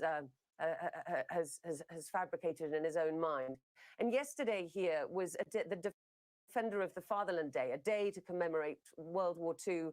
We have heard over and over again how Vladimir Putin harks back to World War II and the colossal losses that Russia sustained during that war. It seemed always extraordinary to me that a man who has made so much of Russia's suffering from that time could conceivably think of initiating a war which might bring large-scale casualties again in a neighboring country, and which could spread, because even if NATO aren't going to get involved, this kind of situation is very dangerous, and missteps can happen, which is why the West has to be so desperately careful now as to what they do next. But it seems extraordinary that he would take this step. But I guess if you look back at his rhetoric, and if you remember that this was the man who launched an unbelievably brutal offensive on Chechnya at the beginning of his reign, in the early 2000s. Ever since then, the kinds of offensives that Russia has been involved with have been much more high precision, really. They've been smaller scale. Georgia, that was a 4-day war. Syria, that was a fairly limited operation, even though Russian forces are still there. We have yet to see how large scale this will be. But all that we do know is that Russia has done what the West have predicted for months. It has been a long build-up since April last year, when they started bringing their troops to the border. And it has felt to me in the last 10 days or so like a slow-motion car crash, but on a colossal scale, where Russia keeps denying that it's about to invade, but it doesn't withdraw its troops from the border after those exercises came to an end. It suddenly announces nuclear drills when the world security chiefs are meeting in Munich. Suddenly the Donbass start to evacuate their civilians. Those pictures run on Russian state TV. The propaganda machine goes into full drive, but only in the last few days. But it really does feel as though this was a decision made in Vladimir Putin's mind a long time ago. And I have no idea whether this is true, but I spoke to someone who said that he had close connections to the defense ministry the other day, and he said this was decided on a trip between Sergei Shoigu and Vladimir Putin, one of their trips last summer. We have no way of verifying that, but we have asked for weeks and months what is on Vladimir Putin's mind, and in the last few days we have been given a glimpse, and it is very ugly. It is very ugly. And Diana, he is now going to bring on Russia much more swinging sanctions, one presumes. It's what the West have said they will do. And one also presumes, given that he's done what he's doing today, that he thinks those sanctions are bearable, are tolerable.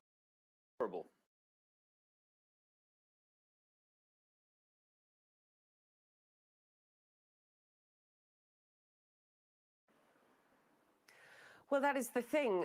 Sanctions have not deterred him in the past, and clearly those were much more incremental. They were phased gradually.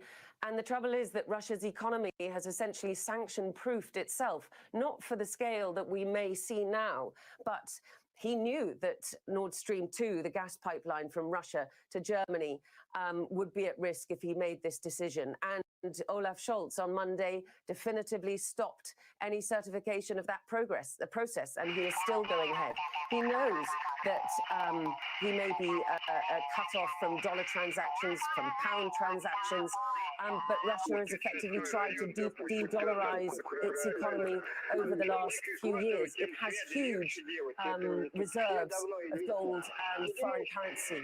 It has essentially tried as hard as it can to proof its economy and road test what kind of sanction scenarios might come into place. And those clearly have played no role in deterring Vladimir Putin. But then again, for all that he professes, it's not, he does not really care if his people get poorer, if they can't get their hands on the kind of technology that would mean that they were able to live similar lives to their counterparts in the West. If export controls, for example, are placed, if their banks that most Russians have all of their money in are sanctioned, things are going to get a lot more difficult here. And I wonder whether that will bolster a nationalist spirit here. I'm sure it will. State propaganda is pretty deft. And it can try and rally the cause, but it's not hitting a large group of people in this country. It's not hitting the youth anymore, particularly. And even though Vladimir Putin doesn't seem to care about that, it's not as though this is a democracy. It's not as though the people can vote him out. We'll have to see how this operation goes down, because it's not Crimea. It's bigger than Crimea. Crimea was bloodless. It had a special emotional place in the Russian people's heart. Donbass was a separate conflict that they didn't really get behind, but Russia wasn't actively involved in that. It was fought by proxies with Russian military support. But this is clearly the Russian army taking on Ukraine, which is a weaker nation militarily, but a sovereign nation. And I think most Russians understand that. And I'm not sure that the Russian people are going to see that this is for their own protection, targeting large cities in Ukraine, which are nowhere near the line of contact. And it's an extraordinary decision that Vladimir Putin has made. But I think over the last few weeks, we've seen, or since COVID, really, he's been incredibly isolated. He's clearly been doing a lot of historical research of his own, painting a picture of grievance, of a sort of Nazification of Ukraine, which is absolutely not true. And he's spun this narrative for his country and possibly even for his own mind, where he thinks he's justified in this absurd and wrong attack on a sovereign nation next door. Okay, Diana, thank you very much indeed. You are looking at a picture of Kiev, the capital of Ukraine, and war has been visited upon this country, independent, sovereign country, neighboring Russia. Well, Vladimir Putin, as you've been hearing from Diana, has chosen to attack this country. Details are pretty scarce of what exactly is going on. What we do know is that a fairly major military operation is underway, and the West is reacting and basically condemning the military action taken by Putin, calling it a war of his choosing. Details and information always difficult, a bit like trying to find out. There's so many claims, counterclaims going on. Our security and defense editor, Deborah Haynes, is with me, and we're hearing again claims of some sort of military action going on in Western Ukraine, in a city about 350 miles west of here. Yeah, the western city of Lviv, and again, it's not, we don't know exactly what's has or hasn't happened. It's in that confused stage of a war. But that is the city where, for example, the British ambassador evacuated to, because it was decided that it was too dangerous to stay in Kiev because of the warnings that the UK and others had that an attack was imminent. It's now underway. So she moved there last week with a small core of staff that had remained in Ukraine despite this escalating crisis, because that's where it's believed to be safe. And a number of families as well have moved, for example, children and maybe the mothers or older people moving to Lviv, there hasn't been a mass evacuation at all of this city or other cities, despite the rising warnings about the imminence of an attack. But the idea that there could be something going on in Lviv as well, we'll need to wait and see and confirm what exactly is or isn't happening. But it is a confused picture. These events, at the moment, it does seem that it was, when you talk about attacks and explosions on Kiev, it seems that it was from a distance. There's no sense of troops actually on the ground or anything like that yet. But martial law now imposed on this country. The president has urged people to stay at home. They were waking up this morning to this horrific reality of their neighbor, their much larger, more powerful neighbor, launching this attack on them. And the president saying that they will be defiant and they will win. But clearly it's a huge challenge and they are outmatched in terms of Russia's firepower. Are they in any position to defend themselves if, and I say if, it is a major invasion of this country?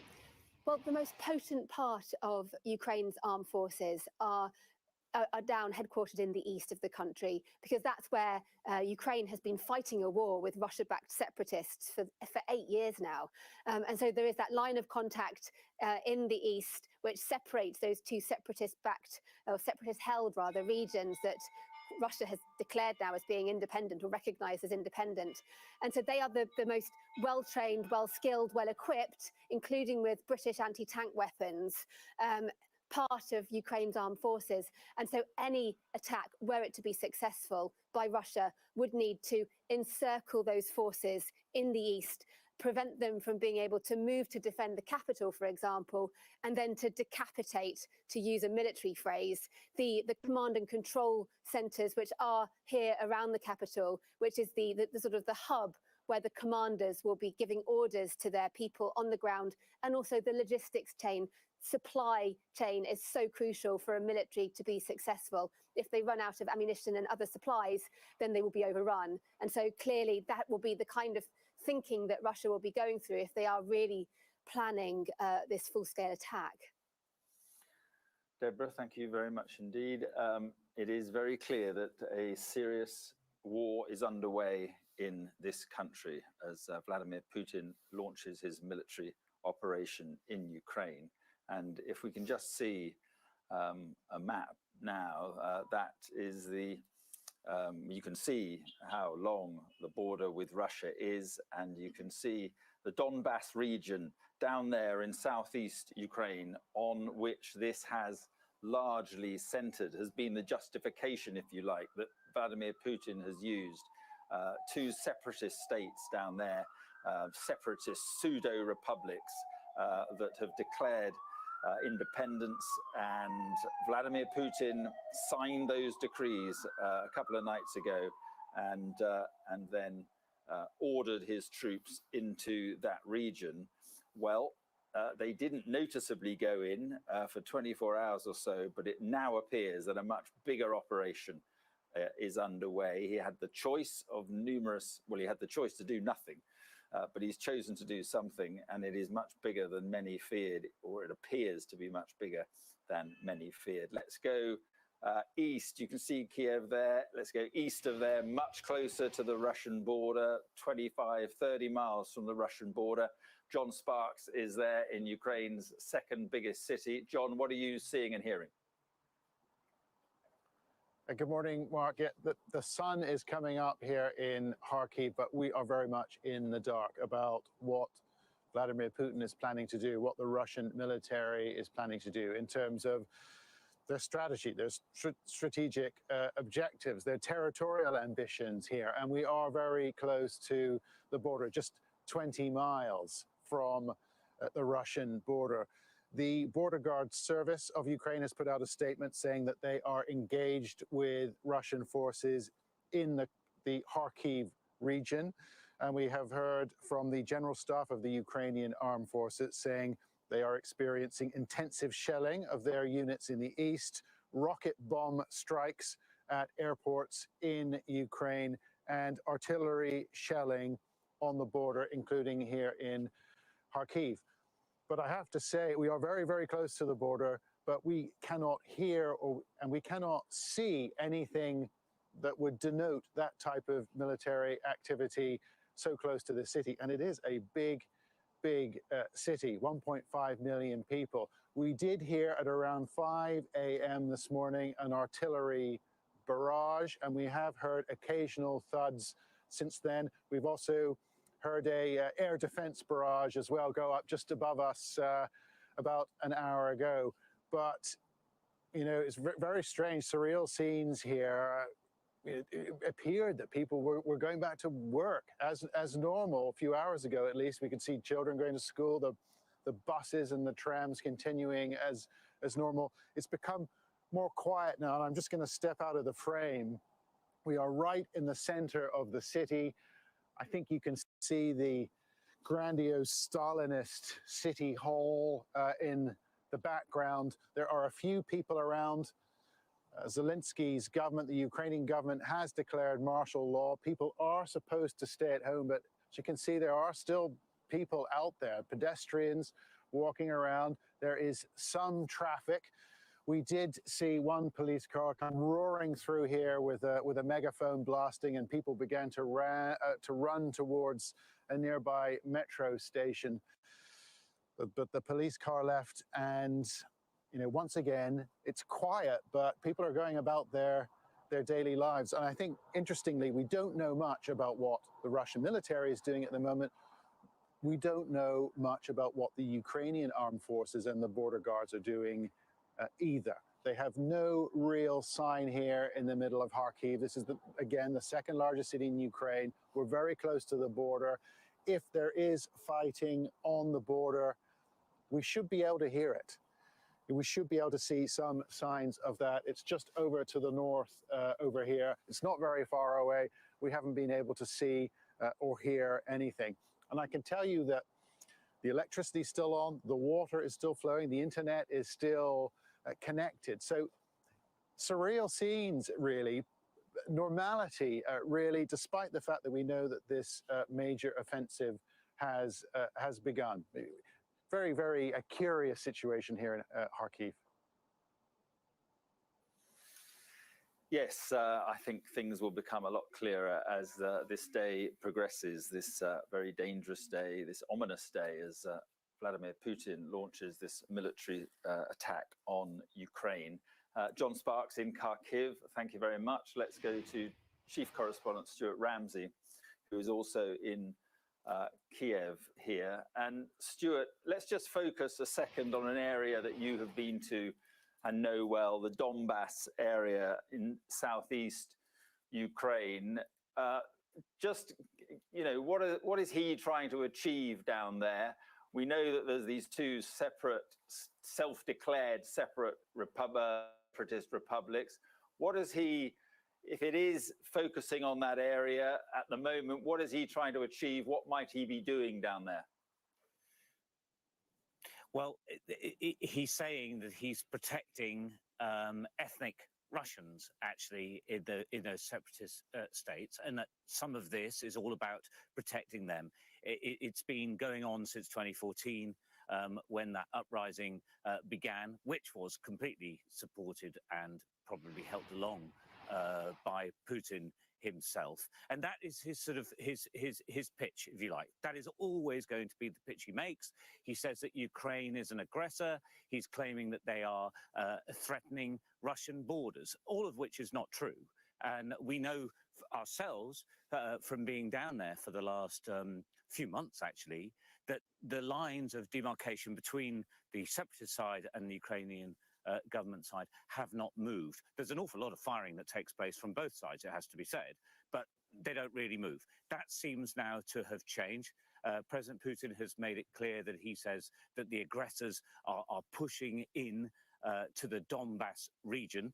And we know from talking to our contacts and our friends who are there that we've seen hundreds of thousands of people told that they need to leave, and that men are being effectively press ganged into the militias and to defend the Donbass from Ukrainian aggression, none of which we have seen any evidence at all of actually happening. But that's the position he's taken.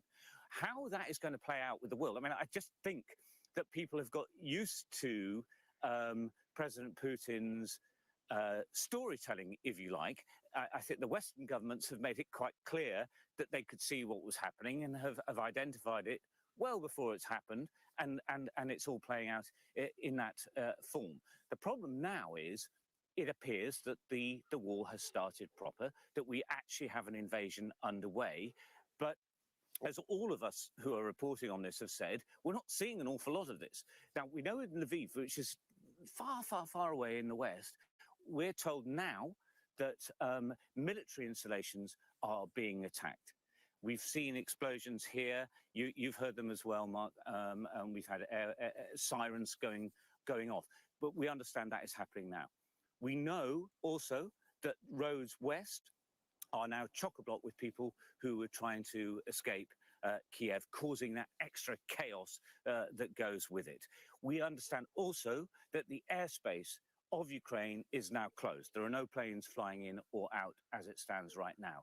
So we've gone in just a few hours' time to absolute chaos alert status red. And this is exactly the type of thing that people have been warning about. What President Putin thinks he's going to achieve from all of this is unclear. Can he really take over this country? Can he really do that? I don't know. I can't imagine that this city, huge city that it is just going to simply allow this to take place. I don't believe so. But as John was saying, you would expect to hear more of what was going on. He's only a few miles away from the border, and he's not hearing anything either. So we're going to have confusion, chaos, and considerable upset for people here while we wait to see exactly what is happening and how it is going to play out. All in all, though, it's a really sad day for Ukraine because people are really concerned. They've been concerned for a long time, but now they're going to be really upset as well, and they're going to be scared, and the West is going to have to make some type of response. And as it stands now, President Putin is saying the invasion is effectively on, and we just have no idea where it's going to go. None at all. Absolutely. The invasion is on. A military operation of some sort is on. At this stage of a major conflict, there is so much we did look at the cruise missile guys, to report, and so much we don't know, so much that is claimed, airport on and fire, so much that is wrong, and so much that is counterclaimed. So we will try and concentrate on what we know as fact. And what we do know as fact is some reaction that has been coming in from Western leaders, and it's been coming in all morning. The Prime Minister, Boris Johnson, has tweeted this: "I am appalled by the horrific events in Ukraine, and I have spoken to President Zelensky to discuss the next steps." President Putin has chosen a path of bloodshed and destruction by launching this unprovoked attack on Ukraine. The UK and our allies will respond decisively. What about the United States? US President Joe Biden says that the prayers of the entire world are with the people of Ukraine tonight as they suffer an unprovoked and unjustified attack by Russian military forces. Mr. Biden says President Putin has chosen a premeditated war that will bring a catastrophic loss of life and human suffering, and that the world will hold Russia accountable. The US president says he will be monitoring the situation from the White House and will continue to get regular updates from his national security team. He says he will meet with his G7 counterparts in the morning. The EU's Ursula von der Leyen says that in these dark hours, our thoughts are with Ukraine and the innocent women, men, and children as they face this unprovoked attack and fear for their lives. Here, the Ukrainian Foreign Minister, Dmytro Kuleba, has said this. He's called the world to act immediately. The future of Europe and the world, he said, is at stake. And he urged also devastating sanctions, as he put it, on Russia now, including moves on the SWIFT banking system. And he said, fully isolate Russia by all means in all formats. He also said weapons and equipment for Ukraine, financial assistance and humanitarian assistance was also needed. The German Chancellor, Olaf Scholz, said this: Russia must stop this military action immediately. Today, we will coordinate closely with the framework of the G7, NATO and the EU. The German Chancellor added that this is a terrible day for Ukraine and a dark day for Europe. Well, we've been talking about what's been going on here, what the real scale of this military operation is, and throughout the last days and weeks as the build-up has been going on, the United States intelligence has been producing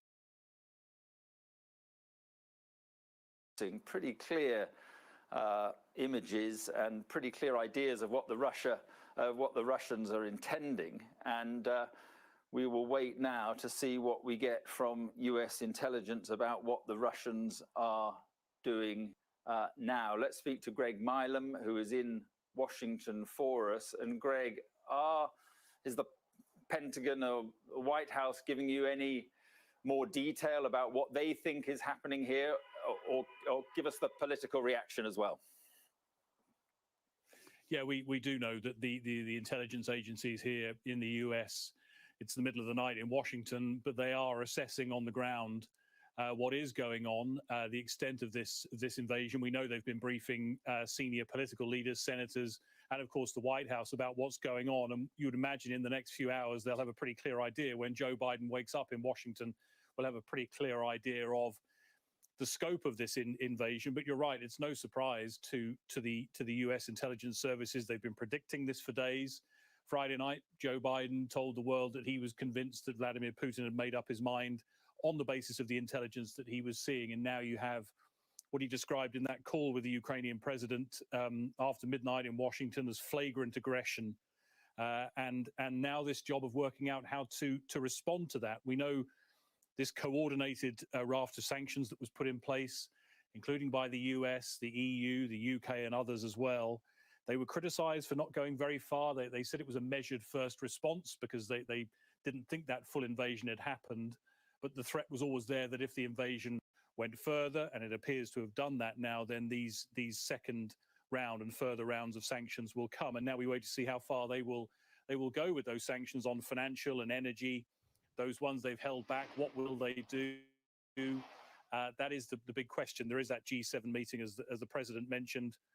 You also have the prospect of more military action in terms of reinforcing NATO allies. And Antony Blinken, the Secretary of State, was speaking to the Secretary General of NATO tonight, saying the commitment to Article 5, that an attack on one is an attack on all, is ironclad. So will the US move more troops? Will NATO move more troops to other NATO allies to reassure them? But I think the question is, what will stop Vladimir Putin now? They thought the threat of sanctions would do it. It hasn't. What more do they do now? Yeah, well, absolutely. And there's, on the face of it, very little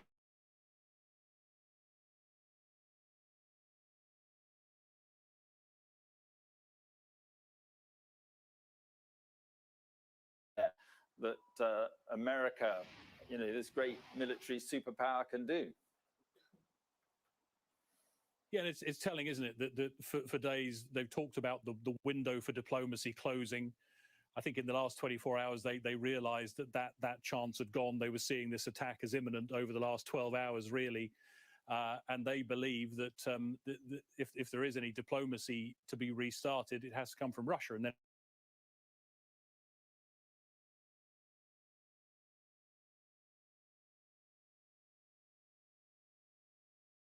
ongoing, a meeting chaired by his own ambassador because Russia has the presidency of the Security Council.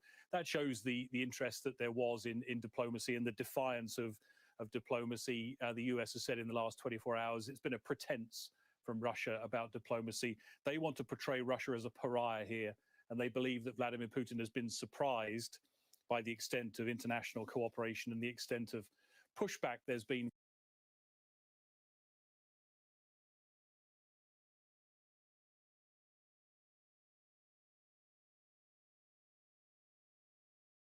from around the world to the threat and now the carrying out of that threat. And difficult politically for Joe Biden, because his attempts to prevent this have not worked, have they? I mean, that's the bald fact here. Yeah, and remember last week, President Zelensky was saying to the US, if you're so certain, he was saying this over the weekend at the Munich Security Conference, if you're so certain, you're telling us it's 100% certain that this invasion is coming, why are you not putting these sanctions in place now to prevent it from happening? Why wait until the bombs are raining down and people are having to run for cover? The view then from the US, and the Vice President Kamala Harris was in Munich and responded to that and said the view was that it needed the deterrent effect. They still felt that the threat of those sanctions was a possible deterrent. That hasn't worked. Antony Blinken was asked whether diplomacy had failed today. He said it hadn't. They had the responsibility. They were trying to prevent a war, not start a war. But the question is now, beyond those sanctions, and as far as those sanctions might go, if they're cut off from the SWIFT banking system, for example, as many have wanted, and Ukraine has called for tonight, personal sanctions on Vladimir Putin. If those sort of things can be done now, can they have an effect? Because someone needs to back down, and it's not clear that Vladimir Putin is willing to be that person. Certainly doesn't seem like that at the moment. Greg Mineham, thank you very much. Joining me now is Rob Lee, a Marine Corps veteran and a senior fellow with the Foreign Policy Institute. Thank you very much for being with us. So from what you are gleaning, or what you're able to glean, Rob, what do you think is happening here militarily? So what's really important to emphasize is that Putin's speech, he mentioned this is most for the Donbass. It is very clear from what the military is doing right now, this is not about the Donbass, that Russia has much more ambitious political goals that they are trying to achieve through military force. So far, we've seen several Russian cruise missile strikes in different cities across Ukraine, in Kyiv and elsewhere. We're seeing, it appears there is a ground invasion coming from Crimea, likely from Belgrade in the northeast corner, and also from the border with Belarus. And allegedly, Ukrainian officials are saying that Belarusian soldiers are also taking part in that. So it's not just Russia, it's also Belarus, apparently. And it looks as though it's going to be a substantial, significant ground invasion that's going to come from multiple directions, from Crimea, from the Donbass, from Belgrade, of course, the northeast corner of Ukraine, and also from Belarus. And when you look at the direction where forces are coming from Belarus and northeastern Ukraine, Kyiv makes sense as a target. And so right now, we're talking about the worst case scenarios of what Russia might be trying to achieve. Regime change is a possibility. Occupation of significant parts of eastern Ukraine is a possibility. And a lot of the worst case scenarios are absolutely a possibility right now. And just briefly, the Ukrainian forces, what is their capacity for preventing what you've been outlining happening? So it really depends how Russia fights this war. So Ukraine's military has developed a lot since 2014. So has the Russian military. The problem is if the Ukrainian military tries to fight a conventional fight with the Russian military, it will lose. It doesn't have the same capabilities. It doesn't have the same kind of fires, artillery, missiles, all the systems. It doesn't have the same kind of capabilities. And so a conventional fight, they will lose. If they try to fight in an unconventional manner, that means going into cities and trying to break down the smaller forces. If they do that, then everything becomes unpredictable. And it's really hard to predict what happens. From Russia's perspective, what's going to be important to look for is, are Russian forces going into cities? Are they trying to occupy cities? Or are they going to try and bypass most cities and maybe leave it at Kyiv? And if that's the case, then maybe this would be a little bit less predictable. But if they start going into cities and try to seize and occupy cities, well, that negates a lot of their advantages, military advantages, and it puts them at greater risk. And it also increases the risk of civilian casualties. And it means that insurgency can be much more effective. So it's a really unpredictable situation right now. In terms of how well Ukraine can resist, a lot of it depends on what Russia's goals are. If they want to occupy a large part of Ukraine, that will be more risky and more unpredictable. And that's really what we're looking at right now. Okay, Rob Lee, thank you very much indeed. Let's go to Stuart Ramsey, who is in Kiev. Stuart, what, as far as you can determine, what is happening in this capital city? It's really difficult, isn't it? And I think that's your various guests have made that point, as we just don't know where this is going. I think that for the Russians to come in and try to seize Kiev, and the reaction of the local populace, I suspect, is going to be one of attack. I think that they would initially be scared and will stay in their homes. But as time progresses, I think they will come out. And this is a big city, and it's going to be very, very difficult to control. There's an awful lot of fear here now. We know that the roads heading west away from Kiev are absolutely jam-packed. We know that the airspace is now closed. We understand that the underground is completely open for free for everyone who wishes to move around and perhaps even take shelter in the underground. So we are in a capital city, Mark, that is terrified about what is happening. Interestingly, though,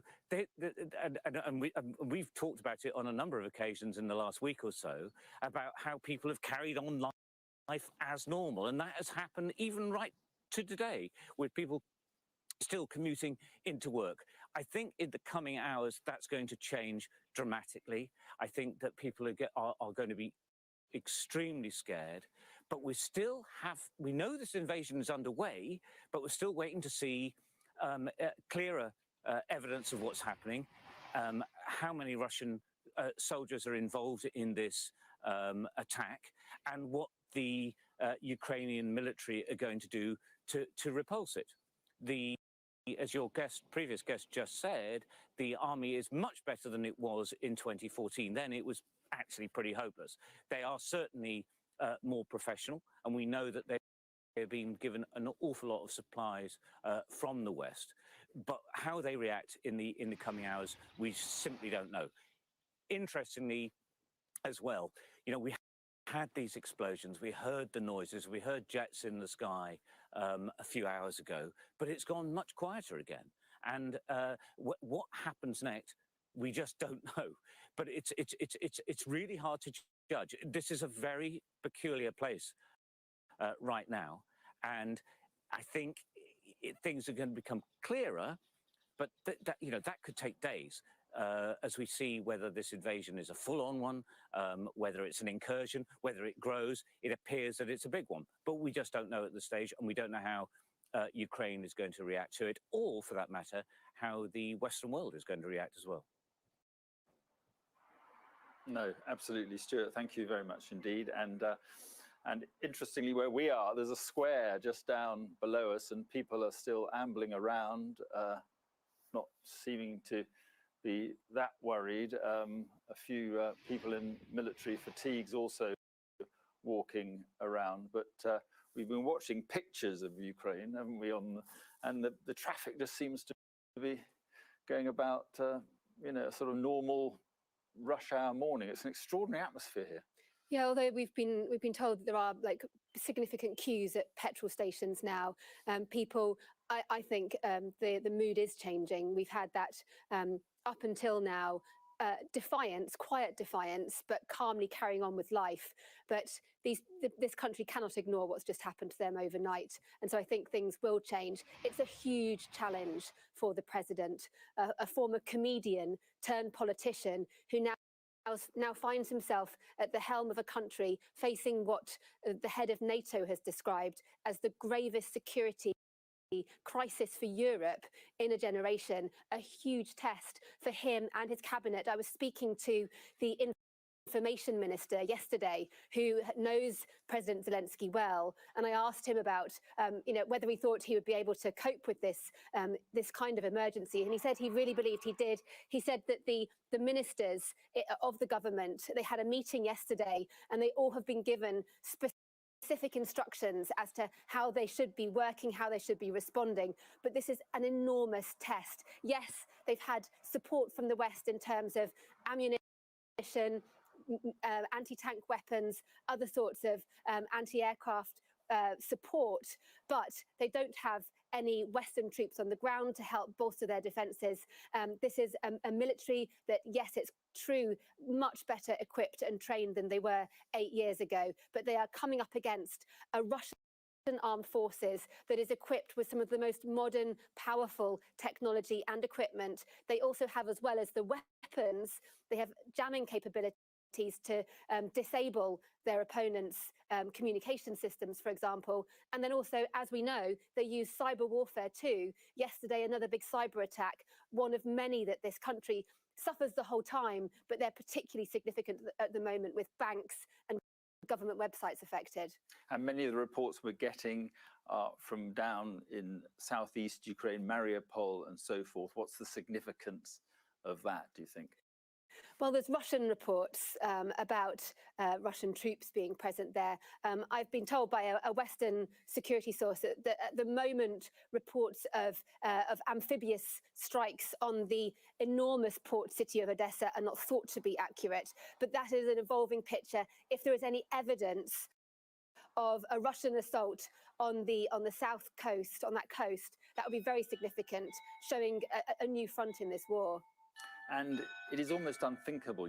You described there the seriousness of what is unfolding here today. And we've been talking about it for days. We've been waiting for it for days. We've been told it's going to happen for days. And yet when it happens, it is shocking. It's shocking, and that's exactly the word of the British ambassador to Ukraine. She said that she was horrified at what was unfolding, and she said exactly that. Having thought about it for months, it's still really hard to comprehend when this actually happens. And she is now in Lviv with a small core of British diplomatic staff, having been told to get out of this city already. Yeah.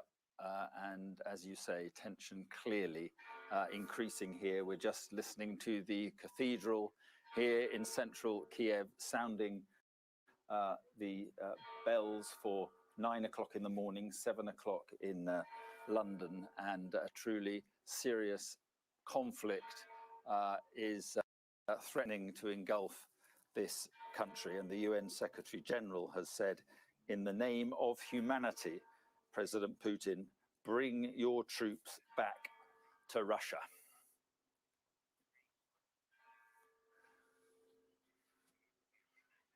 So good morning to you. It's 7 o'clock in the UK, 9 o'clock here in the Ukrainian capital, Kiev. Breaking news this morning, it's war. President Putin announces the start of a military operation.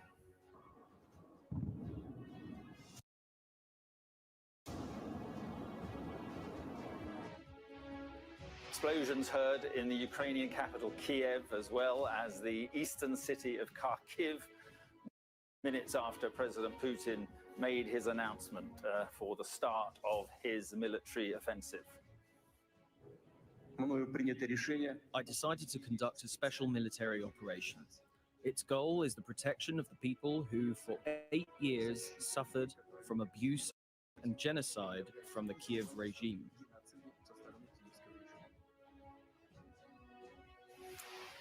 Ukrainian tanks and soldiers have been taking up positions on the streets of the eastern city of Mariupol as the president declares martial law here. Do not panic. We are strong. We are ready for everything, and we will defeat everyone, because we are Ukraine. Glory to Ukraine. Russia's assault began as the UN Security Council held an emergency session overnight. This is the saddest moment in my tenure as Secretary General of the United States. United Nations. Boris Johnson will chair a Cobra meeting at 7:30 this morning to discuss the UK's response.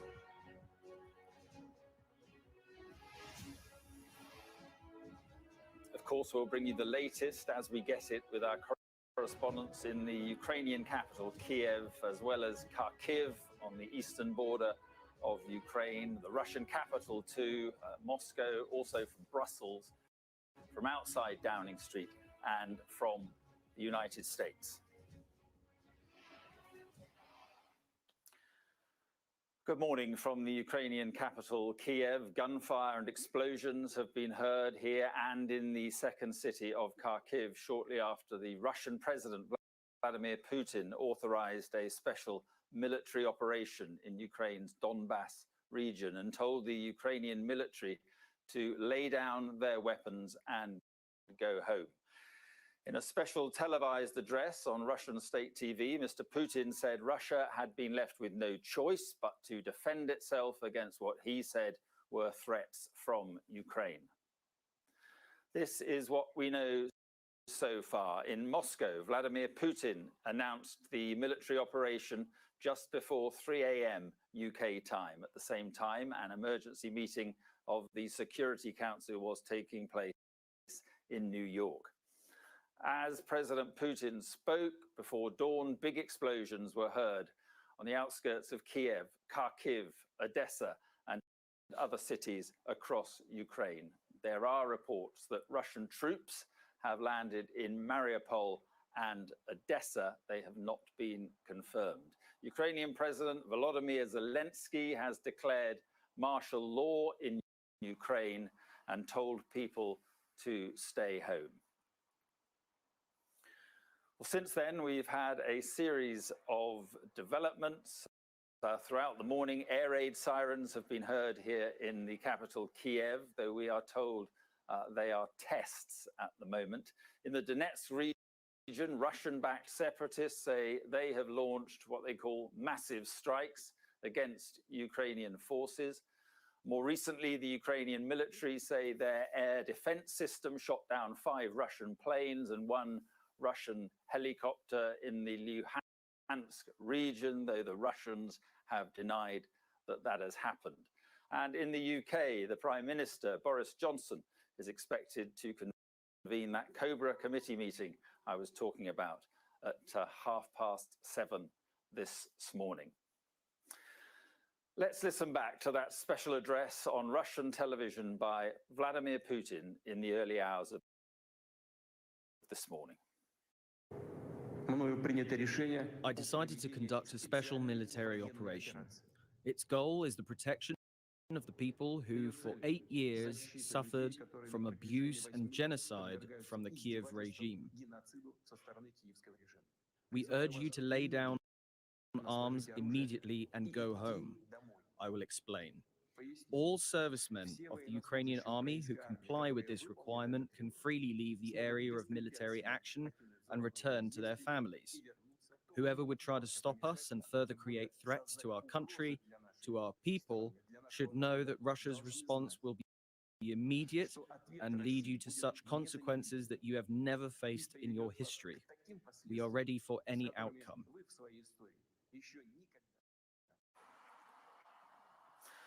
Well, a few hours ago, Ukraine's President Volodymyr Zelensky declared martial law here, and he urged citizens not to panic as Russia launched their military strikes. Let's take a look at what he said in a video posted on his social media channels. Dear Ukrainians, this morning, President Putin announced a special military operation in the Donbass. Russia carried out strikes on our military infrastructure, on our border guards. Explosions were heard in many cities of Ukraine. We introduced martial law throughout the state. A minute ago, I had a conversation with President Biden. The US is starting to gather international support. Today, we need you, each of you, to be calm. If possible, stay at home, please. We are working. The army is working. The entire security and defense sector of Ukraine is working. I, the National Security and Defense Council, the government, will be in touch. Soon I will be in touch again. Do not panic. We are strong. We are ready for everything, and we will defeat everyone, because we are Ukraine. Glory to Ukraine. Це Україна. Слава Україні. President Zelensky talking to the people of Ukraine there. Western leaders have been reacting to what has happened this morning. The Prime Minister, Boris Johnson, he tweeted this: I am appalled by the horrific events in Ukraine, and I have spoken to President Zelensky to discuss the next steps. President Putin has chosen a path of bloodshed and destruction by launching this unprovoked attack on Ukraine. The UK and our allies will respond decisively. In the United States, US President Joe Biden said the prayers of the entire world are with the people of Ukraine as they suffer an unprovoked and unjustified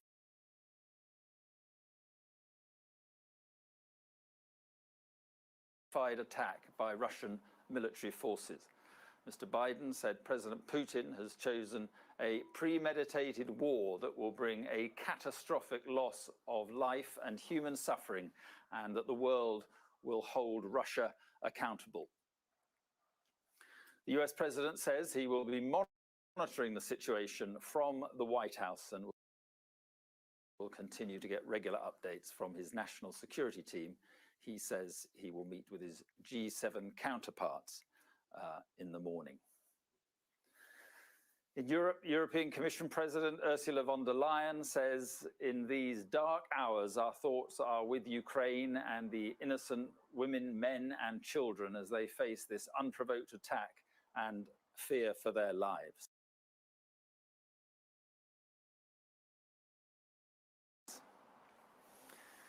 The Ukrainian Foreign Minister, Dmytro Kuleba, has urged the world to act immediately, warning that the future of Europe and the world was at stake. He's called for devastating sanctions, as he put it, on Russia now, and for Russia to be fully isolated. He also called for more weapons, equipment, financial and humanitarian assistance for Ukraine. The German Chancellor Olaf Scholz said Russia must stop this military action immediately. Today, he said, we will coordinate closely within the framework of the G7, NATO and the EU. Mr. Scholz added, this is a terrible day for Ukraine and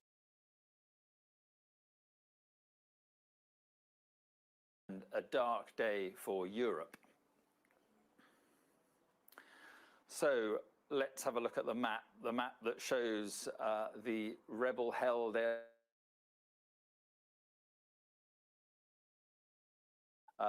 That's the center of all this, down in southeast. The regions as independent from Ukraine and signed friendship treaties with both of